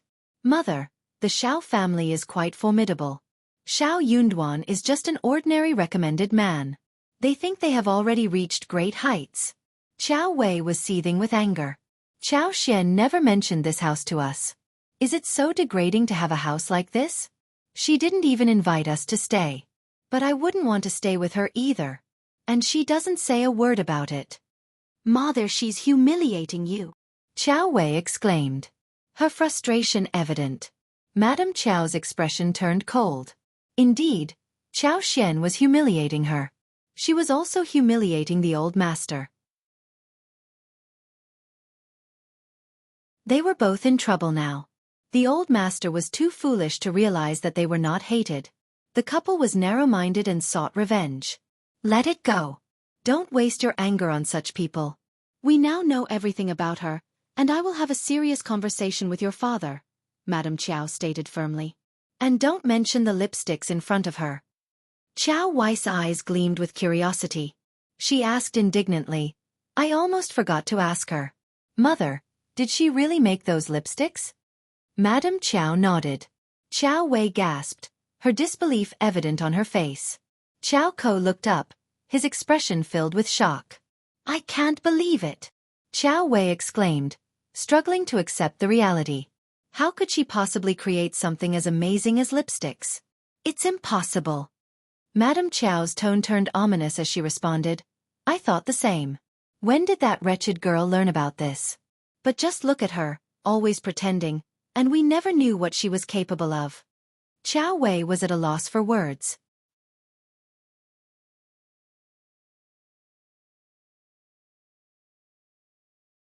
Chapter 784. Invitation. Qiao Xian had undergone a remarkable transformation from her previous timid demeanor as the daughter of a concubine. Second Mrs. Yuezheng's words held a persuasive power that resonated with Qiao Wei. It became apparent that the favorable treatment Qiao Xian and the Shao family received from the Yuezheng family was not due to genuine friendship but driven by their pursuit of profits. The memory of the alluring lipsticks, particularly the limited edition she had glimpsed in a store a few days ago, filled Qiuye's mind, intensifying her desire to acquire them immediately. "Mom, can't we get a few sets from her?" Qiuyue blurted out, referring to the woman in question. Qiao, equally captivated by the allure of the lipsticks, contemplated for a moment and then smiled, saying, "Mother, I also wish to have some. After all, our sister is the one who creates them. It seems only fair that she shares a few with us. Wouldn't you agree?" Madame Qiao responded, "Let's not ask her right away. I have a plan." Qiuye's dissatisfaction was evident, but Qiao, ever agreeable, smiled and expressed her agreement with their mother's decision. The Qiao family's absence from the doorstep brought a sense of relief to the Shao family. Qiao Xian shifted her focus towards purchasing 1,000 mu of land instead. With the assistance of the Yuezheng family, she smoothly carried out the development plan for the barren lands by enlisting people to conduct explorations. Qiao Xian once again approached Yuezheng Shao, requesting additional seeds of tangerines, pomelos, dragon fruits, and papayas from the southern region. The more seeds she could acquire, the better. She resolved to plant them as soon as possible, eager to see if her extraordinary abilities could help them survive the winter. If mangoes, lychees, and longans bore fruit next year, she intended to expand their cultivation further. Yuezheng Shao, displaying great generosity, responded by personally hiring reliable individuals from his own family company to procure the seeds. Ensuring the survival of the transported seedlings became their primary concern, though Qiao Xian and the others were confident it wouldn't pose significant difficulties. Qiao Xian held no worries about the transportation process. These seedlings were not delicate or fragile. They could withstand the journey without issue, particularly the dragon fruits and papayas, which were known for their resilience. In addition to acquiring fruits from the southern region, Qiao Xian secured 30 mu of land for lemon trees and another 20 mu for figs. Once Qiao Xian finalized the plan, she no longer had to visit the fields daily since Yuezheng Shao's team took care of the necessary arrangements. However, Qiao Xian didn't completely delegate the responsibility. She continued to make regular visits to the fields. Sometimes, she would bring along Tao and Yang Xiaoni, allowing them to accompany her and learn more about the process, which would prove beneficial for their own knowledge. On a particular day, an unexpected invitation arrived from Yuezheng Ting, inviting Qiao Xian to a gathering. Qiao Xian was taken aback by the surprise invitation but ultimately accepted it wholeheartedly. Qiao Xian found herself without the company of Yang Xiaoni, Tao, or Qiuyue. However, she knew she had to protect herself even without their presence. Escorted by a female maid, Qiao Xian climbed into a wagon that would take them beyond the city's limits. Curiosity did not drive her to inquire about their destination. Eventually, they arrived at a mansion situated in an outskirts area. Qiao Xian spotted Yuezheng Ting engaged in conversation with Qiao and Qiuyue. While she hadn't anticipated this meeting, she wasn't surprised either. Madame Qiao had previously spoken with Ms. Mi Jr., and it was only natural for Qiao and Qiuyue to form a friendship. Qiao Xian understood the underlying dynamics. "Mrs. Shao, how unexpected to have you respond to my invitation. What a delightful surprise." Yuezheng Ting sneered, her tone laced with mockery. Yuezheng Ting knew that she could never marry Xie Jingrong. Yet, she refused to be forced into a union with anyone else, especially when her mother persisted in finding a suitable suitor. Yuezheng Ting was determined to find a way to escape such arrangements.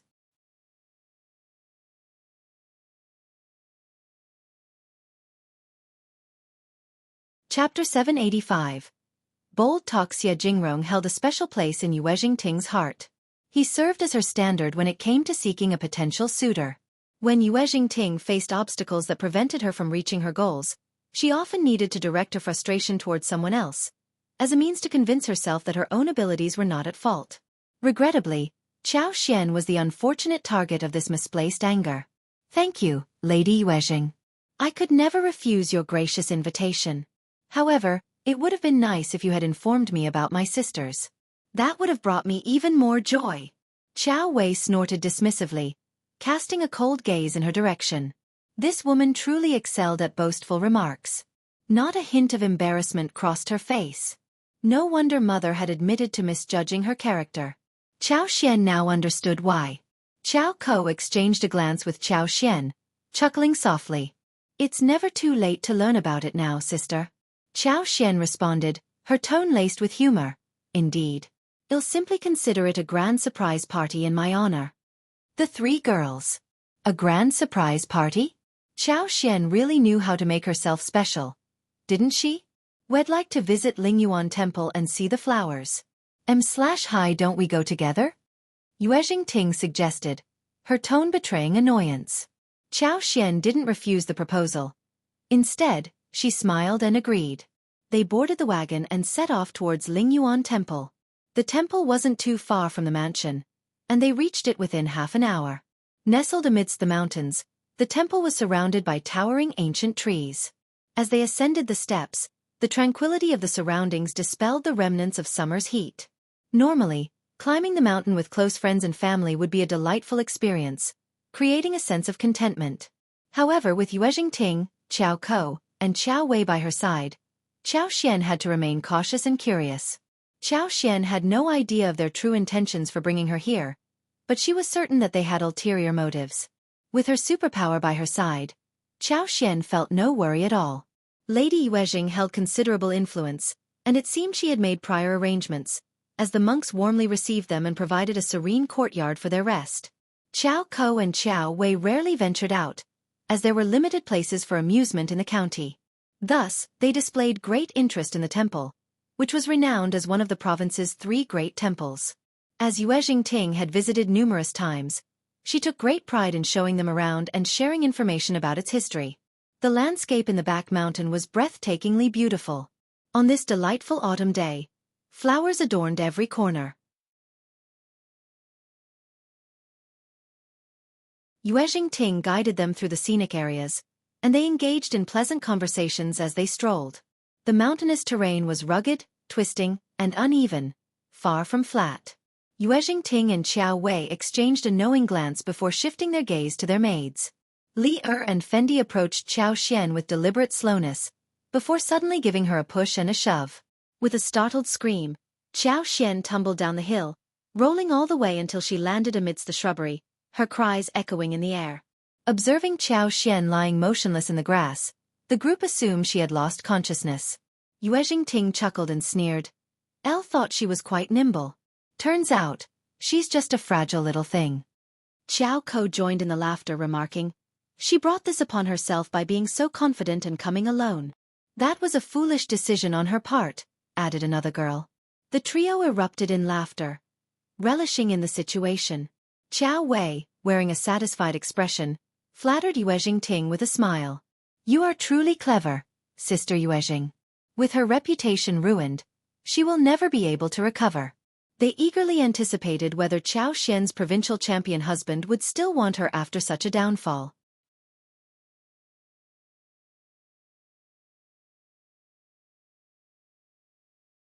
Chapter 786. Not that easy. Yuezheng Ting joined in the laughter. Indeed. I despise her, and it's satisfying to see her in this state. Qiao the woman had been married, but she continued to seduce Brother Xie and slander Qiao in his presence, deliberately creating misunderstandings. Yuezheng Ting had no intention of allowing her to live a peaceful life. Glancing at the others, Yuezheng Ting reminded them, remember our plan? We cannot afford any mistakes if questioned. Qiuyue and the others nodded in agreement. They had rehearsed their story beforehand. They would claim that they had traveled together, and Qiao had insisted on reaching the flowers on the steep hill but had a mishap and fell. Initially, they hadn't paid much attention, but their panic grew when they couldn't tend her. They had searched everywhere but failed, which led to them seeking help from the temple staff. The 3 girls exchanged sinister smirks. By presenting this narrative, when they eventually went to search for Qiao, everything would have transpired as planned. Whatever happened to Qiao would no longer be their concern. Qiao had brought this upon herself by accepting their invitation despite having offended them. Not everyone was as gullible and feeble as she seemed. The 3 girls chatted and walked, their confidence and wickedness evident in their smiles. They decided to spend an hour in a secluded area before heading to the temple to enlist someone's assistance in searching for Qiao. However, as they took a few steps, their feet became entangled in vines, causing them to trip and roll downhill into the shrub, huddled closely together. Qiao, using her superpower, had been closely monitoring their every move and conversation since their arrival at Lingyuan Temple. She witnessed Yuezheng, Ting and Qiuyue instructing the maids to push her.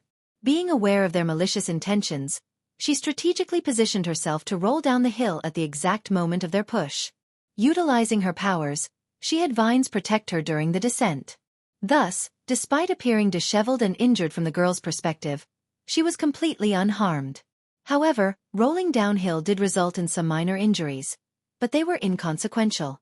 Lying motionless, Qiao Xian employed her full superpower to capture their laughter and venomous words.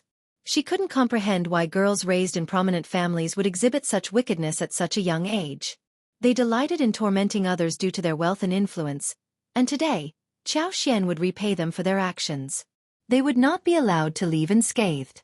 Therefore, harnessing her superpower, Qiao Xian caused the vines to rapidly grow and strengthen, creating a tangle that tripped the girls, sending them tumbling downhill. The effect of her superpower on the plants was temporary, and they would soon return to their normal state. However, it would take approximately half a month for the plants to fully recover.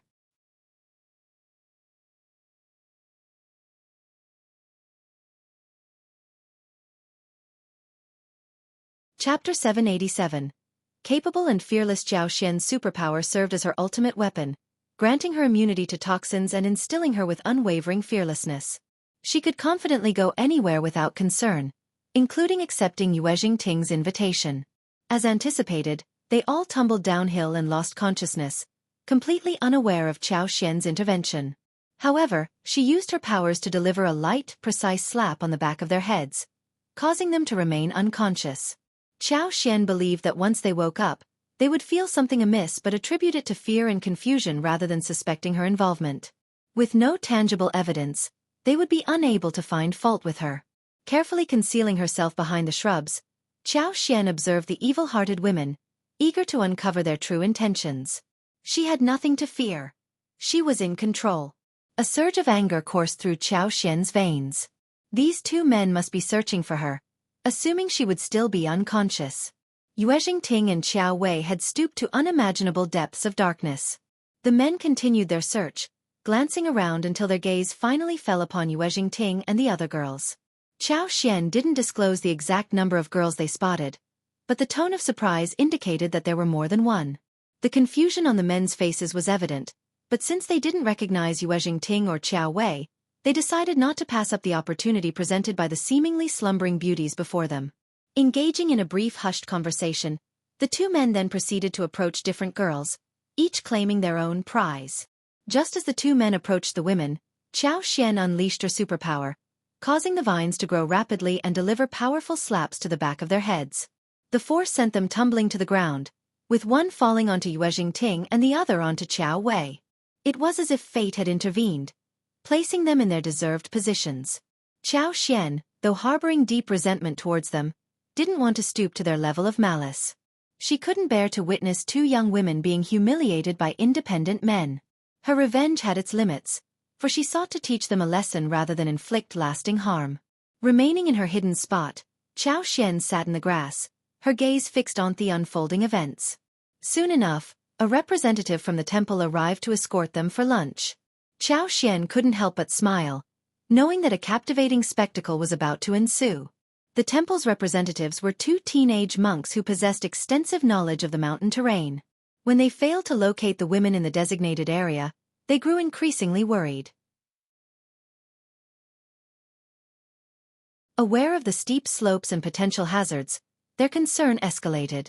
Finally, their search led them to the site of the women lying downhill. Filled with alarm, they hurriedly returned to the temple to summon additional help.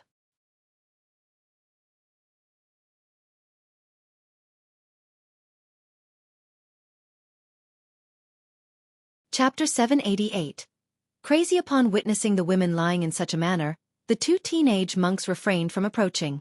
They hesitated, fearful of potential accusations and lacking evidence to defend themselves. Instead, they swiftly returned to the temple and guided dozens of other monks to the scene. Qiao Xian, aware of the imminent arrival of the monks, positioned herself among the motionless figures and closed her eyes, feigning unconsciousness. As the monks gathered around, The scene transformed into a grand spectacle. Qiao Xian observed the unfolding drama in silence, just meters away. Taking advantage of the commotion, she discreetly employed her superpower, extending the plant roots towards Yuezheng, Ting and Qiuyue, causing them to gradually awaken. Yuezheng, Ting and Qiuyue regained consciousness, their eyes falling upon the unsightly disheveled man lying on top of them. A horrified scream escaped their lips. Oh! Shortly after, Qiao Xian was discovered as well. She slowly woke up, deliberately portraying a pale, frightened expression on her face, as if she too had endured a terrifying ordeal.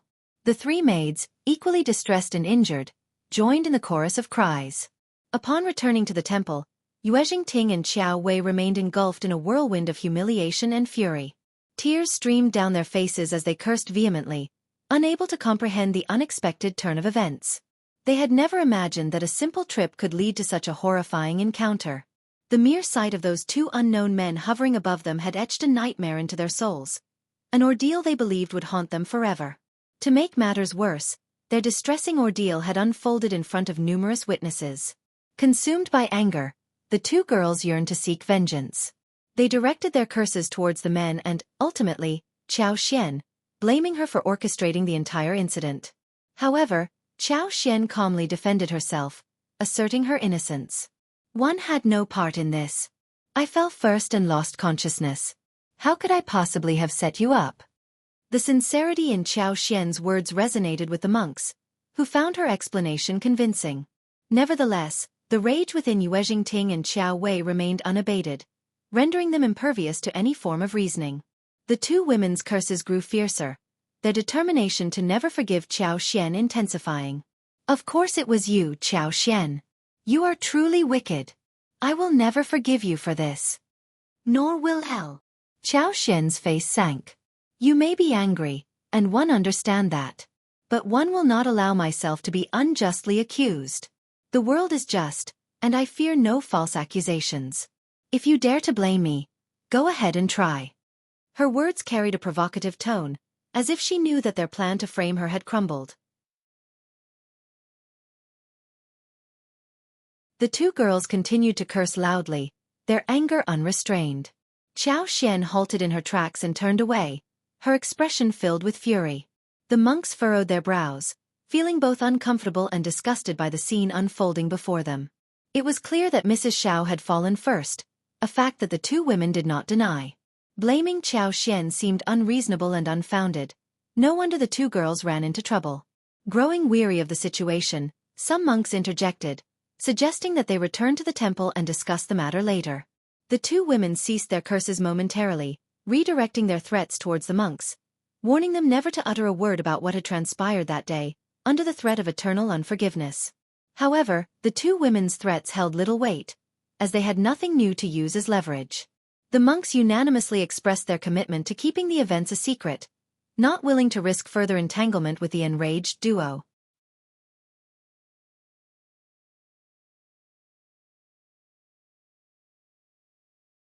Chapter 789.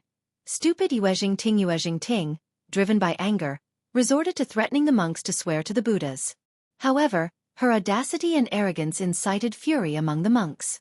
Who did she think she was to demand such a sacred oath from them? The monks saw no reason to comply with her demands. Instead, they firmly stated that they would not swear to the Buddhas, but they would honor their commitment to keep the events confidential. Whether Yuezheng Ting chose to believe them or not was up to her.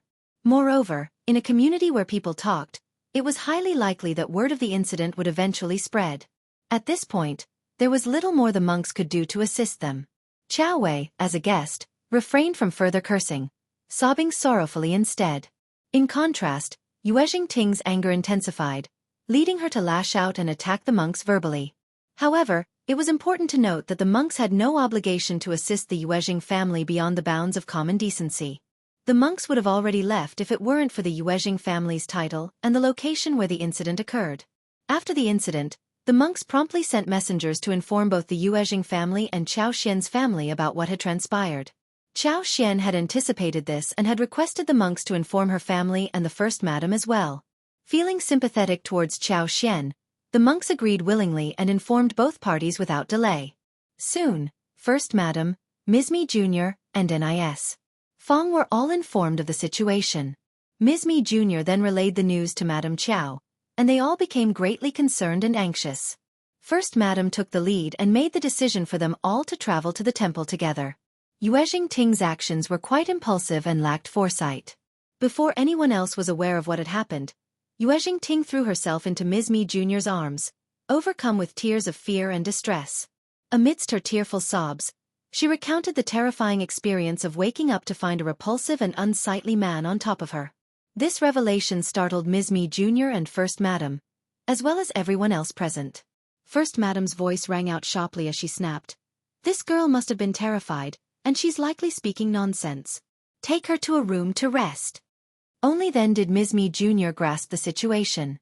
She interrupted Yuezheng Ting's cries and guided her back to the room that had been arranged by the temple. First Madame led Qiao Xian, the rest of their group, the monks who had come to their aid, and the temple chief to proceed with further discussions. The temple was now entangled in this matter, and it was necessary to clarify everything. First Madame turned to Qiao Xian and asked, "What happened?" Yuezheng Ting interjected, cursing. "She set us up. It was all her doing." First Madame's expression hardened. "Quiet down now. You'll have your chance to speak." Ms. Mi Jr.'s anger flared up. "Elder sister-in-law, you're siding with an outsider." First Madame sneered. "Have you forgotten about the fan?" Ms. Mi Jr. found herself at a loss for words. Qiao Xian responded, "Lady Yuezheng, how amusing. You had a whole entourage with you, while I had no maids by my side. You invited me to join you for a pleasant time in the temple and the surrounding mountains, and now you accuse me of setting you up?" Madame Qiao intervened sharply. "Xian, mind your manners. Lady Yuezheng would never plot against you." Miss Fong, displeased by Madame Qiao's statement, retorted, "Madam, you may not be Qiao's biological mother, but that doesn't mean you should show such obvious favoritism, does it?"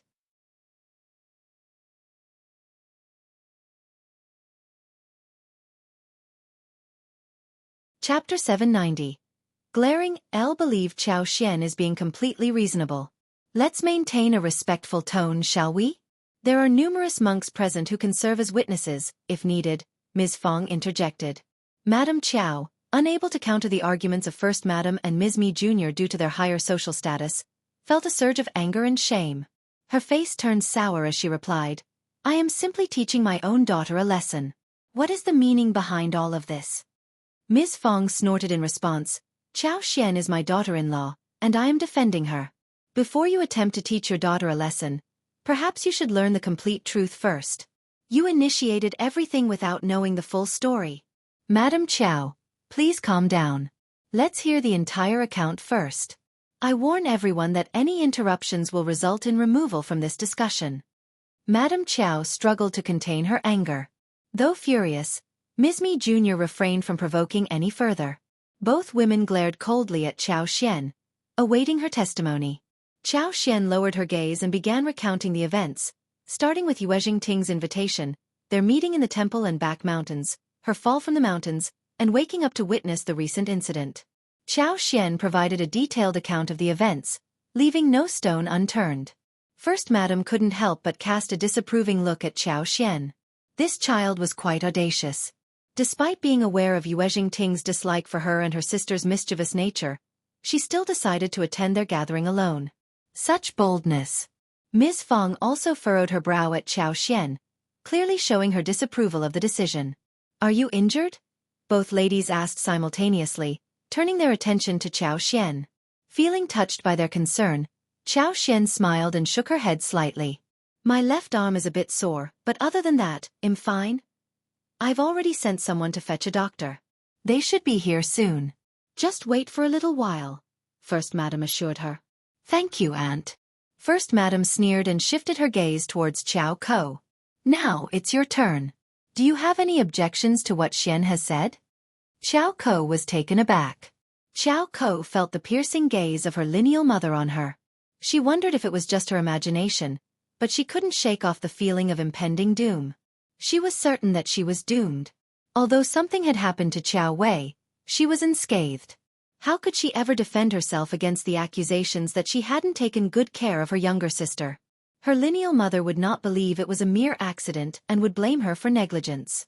Qiao Ko had no grounds to refute Qiao Xian's account.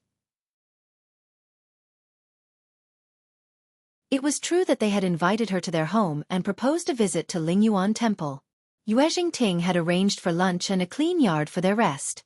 They had attempted to conceal their ulterior motives by pretending it was a pilgrimage to pay tribute to the Buddha. But those arrangements served as evidence that they had invited Qiao Xian for this visit. They couldn't deny it. Moreover, Qiao Xian had fallen off the mountain first. That was a fact. Apart from this, Qiao Xian didn't provide any further details.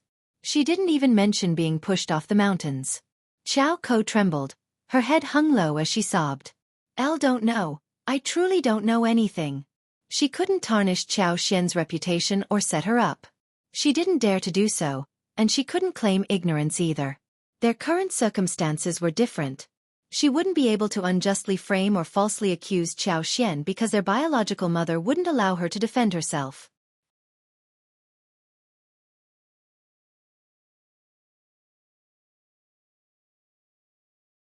Chapter 791. Qiao Ko's jealousy. The lineal mother only sought an outlet for her anger, regardless of how baseless and ridiculous that excuse might be. However, it was evident that the old tactic wouldn't work this time. First Madame and Ms. Fong were determined to prevent Qiao Xian from being wrongly accused. Even Madame Qiao couldn't exert control over these two women. Qiao Ko felt a mix of envy and bitterness. Qiao Xian seemed to be protected by an impenetrable shield, stronger than her own. Inwardly sneering, First Madame decided not to press Qiao Ko further. She let out a sigh and said emotionally, "The child must have been frightened. Let's leave her be. Elder Miss Qiao, it's your turn." Qiao Wei had been eagerly awaiting her moment. She glared at Qiao Xian and asserted, "It must have been Qiao Xian who framed us. I don't know. I don't know how she did it, but it must have been her. Why else would we all fall? It was her doing." Yuezheng Ting chimed in with a gleam in her eyes. "Sister Qiao Wei is absolutely right. Qiao Xian must have set us up." Qiao Xian sneered in response. "I'm genuinely curious about that as well. But you've given me a reminder. I didn't plan on mentioning this, but your maids actually pushed me from behind. I'm not sure how you fell, but maybe it was because you weren't accustomed to the mountains, and in your confusion, you tripped each other and fell as a group. Doesn't that seem plausible? Sister, your absurdity knows no bounds. Are you suggesting that I should be wrongly convicted regardless of whether I'm guilty or innocent?" Qiao Xian retorted. "You're lying. Qiao Xian, how dare you defy me?" Qiao Wei snapped angrily. Qiao Wei had always been the dominant figure in the family, thanks to Madame Qiao's excessive doting. She believed that her words held absolute authority. Even if she claimed that the sun was square, both Qiao Xian and Qiao Ko would have no choice but to nod in agreement, rather than challenge her. For a long time, Qiao Wei had been adept at manipulating Qiao Xian and Qiao Ko to bend to her will. But now, Qiao Xian had slipped from her grasp. Qiao Xian staunchly contradicted her, exposing her humiliation for all to see. Furious and ashamed, Qiao Wei couldn't tolerate it any longer. Yet, Qiao Xian remained unafraid. She openly countered, "What do you mean? You accuse me of something I didn't do, and am not allowed to defend myself?" "That's enough." Madame Qiao's voice quivered with anger. She was seething inside, but it was unclear whether she regretted raising Qiao Wei to be such an unreasonable girl. "Wei, you're frightened and confused today. Stop this behavior now. Second Lady Yuezheng, please make the final decision for us." Madame Qiao's face contorted in frustration. Qiao Wei's actions were completely irrational and bothersome. She couldn't even trust her daughter's words, let alone expect others to do so. On the other hand, Qiao Xian was remarkably composed and logical. Madame Qiao couldn't help but regret allowing this troublesome girl to survive. Why hadn't she taken care of her from the very beginning? First Madame continued to provoke her. She furrowed her brow and spoke icily. "Elder Miss Qiao, your words sound utterly ridiculous. Setting someone up requires a motive. Otherwise, it's nothing more than a joke." Miss Fong wiped her tears and sighed deeply. "My daughter-in-law is being bullied."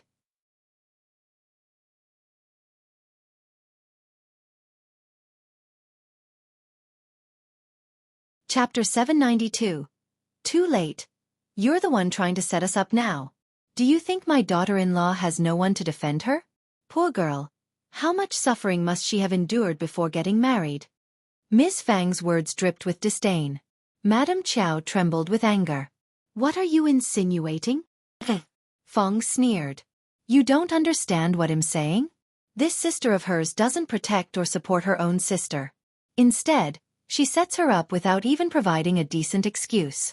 Do you really need me to explain how she became like this?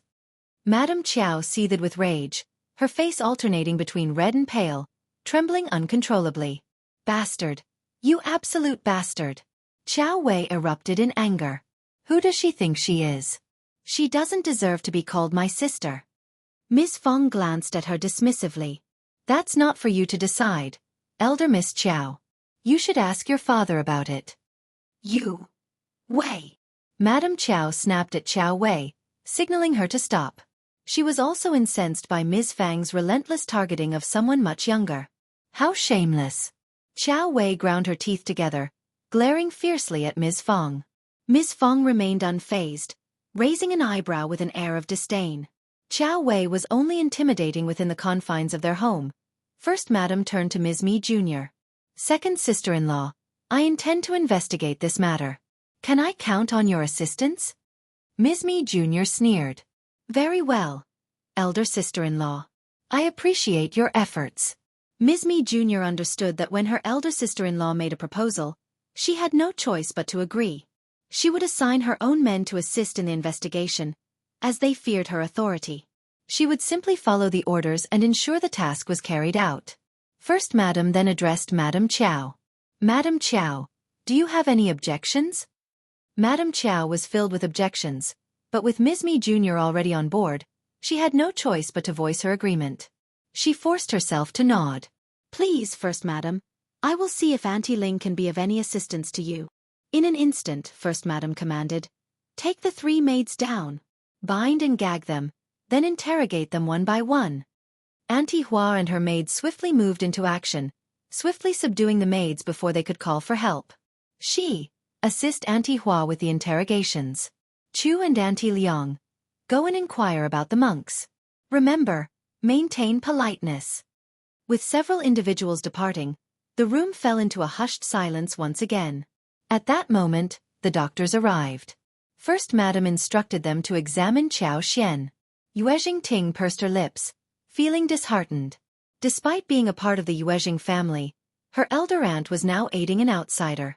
She couldn't comprehend what was so special about Qiao Xian that garnered her elder aunt's attention. Ms. Mi Jr. also harbored a dislike for the situation but dared not voice her opinion. She was already convinced of the culprit's identity. Furthermore, First Madam had ample justification for her actions. She was no match for her. She realized that she lacked any authority or influence in this situation, so she chose not to subject herself to further humiliation. Madame Qiao, Qiao Ko, and Qiuyue were equally taken aback. They hadn't anticipated that First Madam would show such concern for Qiao Xian. Madame Qiao deeply regretted her past actions. If she had known about Qiao Xian's relationship with First Madam, she would have prevented Qiuyue and Yuezheng Ting from plotting against her. Instead, she would have compelled Qiao Xian to foster a better rapport between herself and First Madam.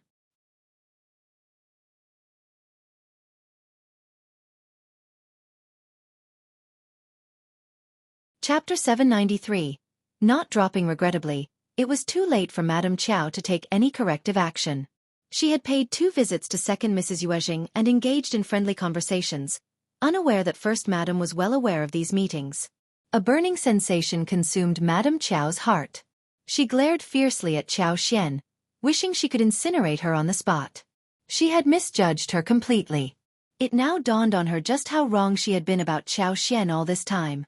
Surely, this cunning girl was reveling in their predicament, secretly mocking them. The doctor confirmed that Qiao Xian had suffered a minor fracture in her arm, along with some superficial skin wounds and strained muscles. She needed ample rest. Additionally, due to her fall from the mountain, there was a possibility of a head injury, requiring further examination in the coming days. First Madam gazed at her with genuine concern. You have endured so much. Good girl. Rest well and don't dwell on these matters. If you need anything, send someone to me, and I will provide assistance without hesitation. Ms. Feng sighed once more. You must be more cautious. Why did you venture alone without a maid? Take good care of yourself when you return home. Qiao Xian replied with sweetness. Mom, Aunt, I apologize for this incident. I promise to exercise caution and prioritize rest upon returning home. That's good to hear. Madam Qiao and Ms. Mi Jr. were left speechless, their hearts heavy with regret. First Madam finally instructed the doctor to examine Yuezheng Ting and Qiuyue. Fortunately, neither of them had any serious injuries, only a few minor skin wounds. Qiuyue had a longer cut on her arm, but it was expected to heal without leaving a scar.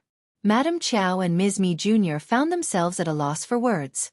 Their daughter's injuries were not severe enough to justify their anger and resentment.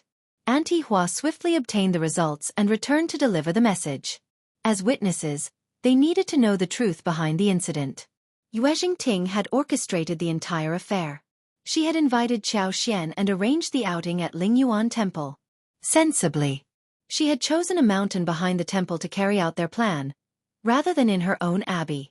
The maids bravely confessed that they were instructed by Yuezheng Ting and Qiuyue to push Qiao Xian off the mountains. Auntie Hua chose to withhold the remaining details, in an attempt to preserve some dignity for Yuezheng Ting and Qiuyue. However, everyone present was well aware that the maids wouldn't have taken such action without orders from their respective mistresses. Ms. Feng grew increasingly agitated, her gaze filled with disdain as she directed it towards Madam Qiao and Ms. Mi Jr. She sneered, Madam Qiao, you better keep a close eye on your daughter and leave my daughter-in-law alone. She is wicked and malicious to the core. Perhaps she will spend the rest of her life in loneliness. What's the matter? Can't accept the truth? Ms. Feng retorted, delivering a verbal blow that left Qiuyue and Madam Qiao feeling utterly exposed and scorched by shame. Ms. Feng's blame was directed towards Madam Qiao and Qiuyue, but Yuezheng Ting felt deeply humiliated by the accusations. Unable to contain her anger, she snapped back. It was all Qiuyue's idea. I only helped because I thought we were friends. I have nothing to do with this. You can put all the blame on her. After all, we're talking about her own sister here. Mother want to go home now. Qiuyue was stunned, her eyes filled with disbelief as she stared at Yuezheng Ting. It was you. Madam Qiao swiftly intervened, interrupting Qiuyue and restraining her own overwhelming frustration. She spoke with a dark tone. Qiuyue has always been shielded under my protection. She is too innocent to be aware of any of this.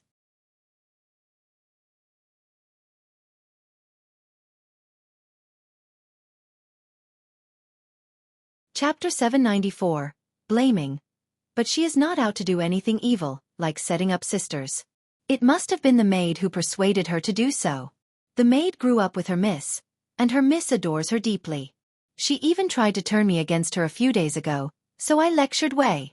I thought she had changed herself, but apparently, she came up with a new idea like this. I will definitely punish her now. How terrible. Xian, Madam Qiao tried to present herself as friendly. You are a very kind-hearted and understanding girl, and you barely need our care. Your sister is misguided, and I hope you can find it in your heart to forgive her. Qiuyue clenched her hand tightly, feeling the stinging pain. She bit her lip, consumed by distress. Since when did she have to beg Qiao Xian for forgiveness? Qiuyue's heart ached, overwhelmed by the sheer humiliation of the situation. She couldn't comprehend what was happening. Was it all just a terrible dream? This person, who didn't even dare meet her gaze and whom she could lecture and strike as she pleased, was now someone she had to plead for forgiveness from? Qiao Xian was being defended and protected, and even her mother felt the need to bow to her. Tears welled up in Qiuyue's eyes, cascading down her cheeks uncontrollably. She felt a rush of humiliation and hastily wiped them away, trying to conceal her vulnerability. Concerned, Madam Qiao interjected, Xian, your sister is crying because she feels remorse. But she wasn't. Her tears were born out of anger. The blades of humiliation struck Qiuyue's heart, causing her face to flush with heat. The amalgamation of anger, humiliation, sadness, and embarrassment became unbearable. Overwhelmed, she sought solace in Madam Qiao's embrace, her sobs echoing with pain. Madame Qiao comforted her, secretly berating Qiao Xian in her thoughts. What a despicable person. First Madame had watched everything impassively. Ms. Mi Jr. shifted the blame onto her maid. The two maids stood pale and trembling, afraid to utter a single word in their defense. Their lives were at the mercy of their mistresses, and any opposition could cost them dearly. But for young maids, they might even suffer a lot before they die. Qiao Xian chimed in. Aunt, now that we have identified the culprits, please make a decision. It was the maids who coerced them. As long as Yuezheng, Ting and Qiuyue insisted that the maids acted of their own volition, no one would have concrete evidence to prove otherwise, although everyone was well aware of the truth. First Madame could certainly pressure the maids to reveal the true mastermind, but Qiao Xian didn't want that to happen. She and the Qiao family could part ways. However, First Madame didn't have to sever ties with the extended family for the sake of an outsider like Qiao Xian. If news of the incident spread, it would cast her in a negative light, implying she was petty. After all, she was unharmed, wasn't she? Qiuyue and Yuezheng Ting had already suffered reputational damage, which was worse than Qiao Xian's situation. People tend to sympathize with those who have endured greater suffering, sadly reflecting the nature of society. As the wife of the provincial champion, Shao Yunduan had a promising future. Qiao Xian hadn't sustained any serious injuries or even been frightened, so she could gracefully withdraw and preserve her good reputation. That would be preferable, wouldn't it? Qiao Xian's words implicitly confirmed her agreement to hold the maids responsible. First Madame comprehended her intention and couldn't help but inwardly sigh. This child was truly perceptive. Sister-in-law, Li is Ting's maid. Do you believe Ting should also bear some responsibility?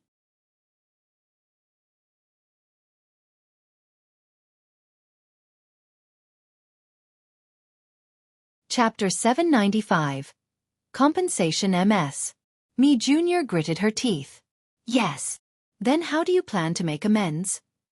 Ms. Mi Jr.'s eyes widened. Another compensation? She had already sacrificed 10,000 liang, and now she was being asked for more? B0X. Calm First Madame spoke up. Xian was fortunate not to encounter any harm. However, the maids did attempt to harm her. If something had actually happened, do you think a mere maid would have sufficed to resolve the matter? Xian is the wife of the provincial champion, and provincial champion Shao happens to be a close friend of young Master Xia, who is aguist of the Xia family. She was implying that if something had truly befallen Qiao Xian, Shao Yunduan might turn to the influential Xia family, who could delve deeper into the situation and involve more individuals than just the maid. After Shao Yunduan became the provincial champion, Jianghu had proudly publicized their friendship. Shao Yunduan even received an invitation to visit the esteemed Xia family. The Xia family highly valued their association with a provincial champion, and Jianghu had always spoken highly of him. Under the weight of First Madame's influence, Ms. Mi Jr. quickly retreated. Elle will compensate Mrs. Shao with 5,000 liang for the trouble she encountered. Only 5,000? What about 8,000? Just 8,000? 10,000 then? Isn't that enough? Is a mere 10,000 enough for attempted murder? Ms. Mi Jr.'s fury intensified, causing her heart to ache. Then state the amount. 50,000 liang. What? First Madame stated the sum calmly, nearly choking Ms. Mi Jr. with the weight of it. Madame Qiao and her daughters were all taken aback, stunned by the staggering figure. Qiuyue felt tears welling up, unable to comprehend the magnitude of 50,000 liang. Qiao Ko's eyes darted to Qiao Xian, a mix of jealousy and envy coursing through her. 50,000 liang? That was an exorbitant sum. While they might not be able to afford such an amount, the compensation would certainly be substantial. How fortunate was this detestable woman to receive such staunch defense from First Madame. Though the Yuezheng family possessed wealth, Ms. Mi Jr. herself had limited resources. She sneered. Why not just rob me outright, elder sister-in-law? First Madame inwardly responded. Yes, I am essentially robbing you. So what? I've already told you, Xian is the wife of the provincial champion. She was not some obscure figure. She held the esteemed title of the provincial champion's wife. Her young husband had achieved the remarkable feat of becoming a provincial champion in his very first attempt at the examination, an incredibly rare accomplishment. He possessed a bright and promising future. However, her husband would never tolerate his wife being framed and almost killed by someone from the Yuezheng family. Unless they offered the most sincere apology and took into consideration the implications for First Madam and Yuezheng Shao, they would not let this matter go.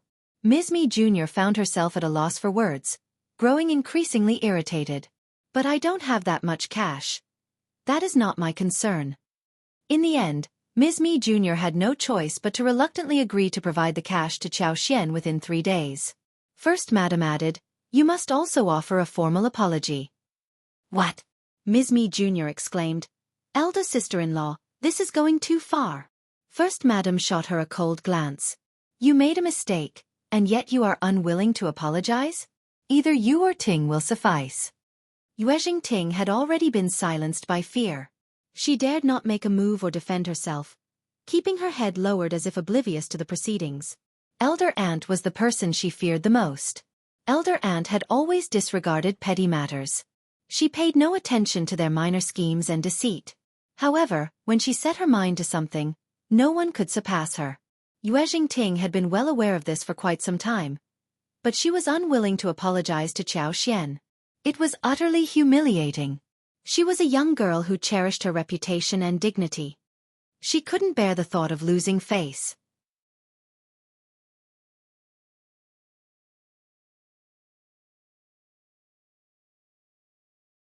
Chapter 796.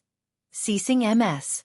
Mi Jr. had a multitude of angry retorts on the tip of her tongue, but when First Madam emphasized Qiao Xian's status as the provincial champion's wife, she found herself unable to utter another word. Feeling conflicted and not wanting her daughter to bear any more pain, Ms. Ni Jr. reluctantly offered her apology. Qiao Xian was already quite content with the outcome. Without First Madam's intervention, she wouldn't have achieved such a favorable resolution. First Madam had pushed Ms. Mi Jr. to her limits, ensuring that she didn't harbor any ill feelings over the matter. Simultaneously, she did not want First Madam to become entangled in her own predicament. Qiao Xian graciously accepted the apology. And with that, the incident came to an end. B0X. Calm First Madam stated that if a similar incident were to occur in the future, they should report the entire matter to the appropriate governmental authorities. She felt too ashamed to continue serving as the mediator. These words weighed heavily on Nis. Mi Jr. and Yuezheng Ting's hearts. They were pained, yet startled as well. Once Ms. Mi Jr. had settled, it was Madame Qiao and Qiao Wei's turn to address the situation. First Madam gazed up at Madame Qiao, causing her to tremble involuntarily. She forced a smile. "We will discuss this further when we return home. I apologize for the inconvenience, First Madam." She insinuated that the matter was their own affair, and there was no need for First Madam to interfere. First Madam and Qiao Xian shared a good relationship, and she was not easily swayed by Madame Qiao's words.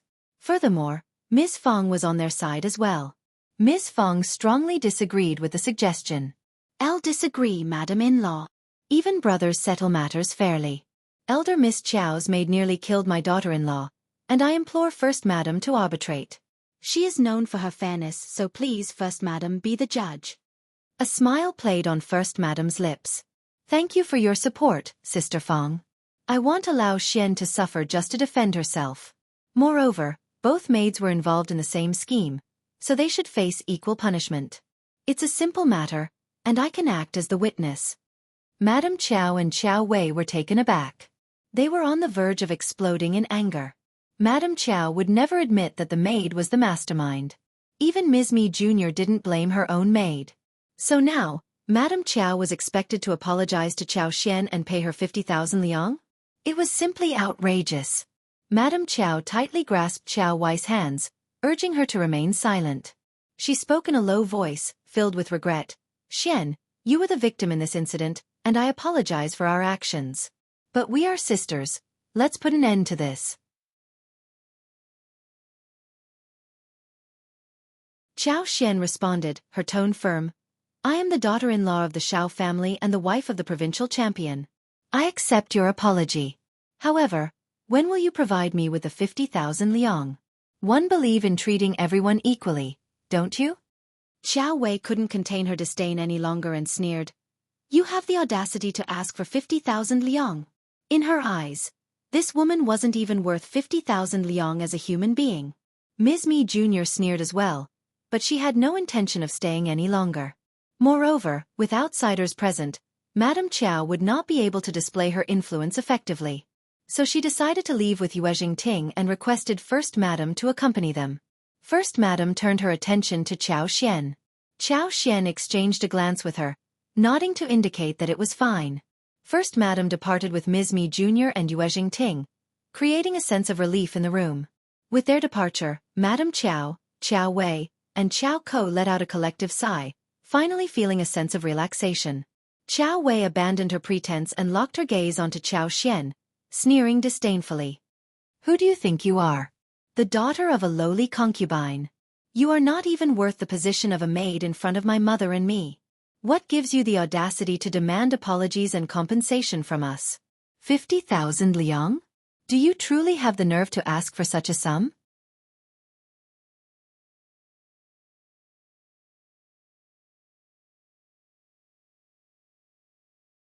Chapter 797. Apology Bang. A loud noise resonated through the room as Ms. Fong slammed her hand on the table, causing the teacup to wobble and creating a startle for Madame Qiao and her daughter. Elder Miss Qiao, you are truly despicable. How dare you? Why not? Humph. You should address me as your sister-in-law's mother. How dare you insult someone by calling them a low-class maid? I will inform my son and have him confront your father about this matter. You cannot bully people like this. Qiao Xian felt a warm surge of reassurance flowing through her heart. She gently held onto Ms. Fang's arm and whispered, Mother, please calm down. B0X. Calm. Ms. Fang was genuinely furious. She sneered, They believe they are superior to us. Well then, let's inform Yunduan and have him defend us. Mrs. In-law, we are family, and we can resolve this through discussion. Madame Qiao interjected, feeling a mix of anger and anxiety. She couldn't allow Ms. Fang to leave like this. If Shao Yunduan were to learn about the situation and inform the old master, Qiao Wei would undoubtedly face severe consequences. Wei, apologize. Mom. Apologize now. Madame Qiao's voice snapped with authority. Qiao Wei clenched her lips tightly, unwilling to comply. Qiao Xian let out a disdainful snort and spoke calmly. Mother, don't force your sister to do something against her will. 1 a.m. accustomed to receiving apologies. But I am curious, when will you be returning the 50,000 liang to me? Ms. Fang sneered in agreement. Not a single penny less. Otherwise, I will have my son inquire about this with Officer Qiao. Madame Qiao's face contorted in frustration. Qiao Xian, are you really going this far? Your father is returning to the capital soon, and Shao Yunduan will be taking the examination there. He is a stranger in that city, and aren't you considering the assistance your father could provide? Qiao Xian sneered back. These are separate matters. Are you attempting to threaten me, mother? Besides, as far as I know, my husband's examination will take place before father can even secure a transfer back to the capital. How would this so-called help work? You will be going back to the capital with your husband, won't you? And because of your interference, I wonder if you will bring trouble or aid to my husband. Yes. Ms. Fang interjected sharply. Stop with the sweet talk, and pay us what is owed. Ms. Fang hesitated for a moment upon hearing Madame Qiao's words, but as she listened further, she realized that Qiao Xian was correct in her assessment of Madame Qiao. Madame Qiao was not concerned about her son's well-being. She was instead causing him trouble. Madame Qiao grew increasingly annoyed and responded bluntly, We don't have 50,000 liang at home. If you want it, go ask your father yourself. In that case, I will do just that, Qiao Xian sneered. And I will also ask Elder Aunt to document today's events, so I can present it to my father. He shouldn't assume I am lying and let others distort the truth. Madame Qiao trembled with fury, her eyes filled with icy anger. Miss Qiao, don't worry. Duan will help you. My daughter-in-law will never be bullied, not even by her own mother's family. Bah! Don't underestimate us. Ms. Fang reassured Qiao Xian while pulling her away. Let's stop wasting our time with them. They are nothing but irritants to me. Madame Qiao. After Qiao Xian departed with her mother-in-law, Madame Qiao, in a fit of anger, grabbed the teacups and hurled them at Qiao Ko, cursing, "Useless thing! Your sister is honest and straightforward, and I entrusted her to your care. Why do you always fail at everything?" You're tuning in to the Wisdom Diary YouTube channel. Don't forget to subscribe and join us on this journey to catch the most captivating stories.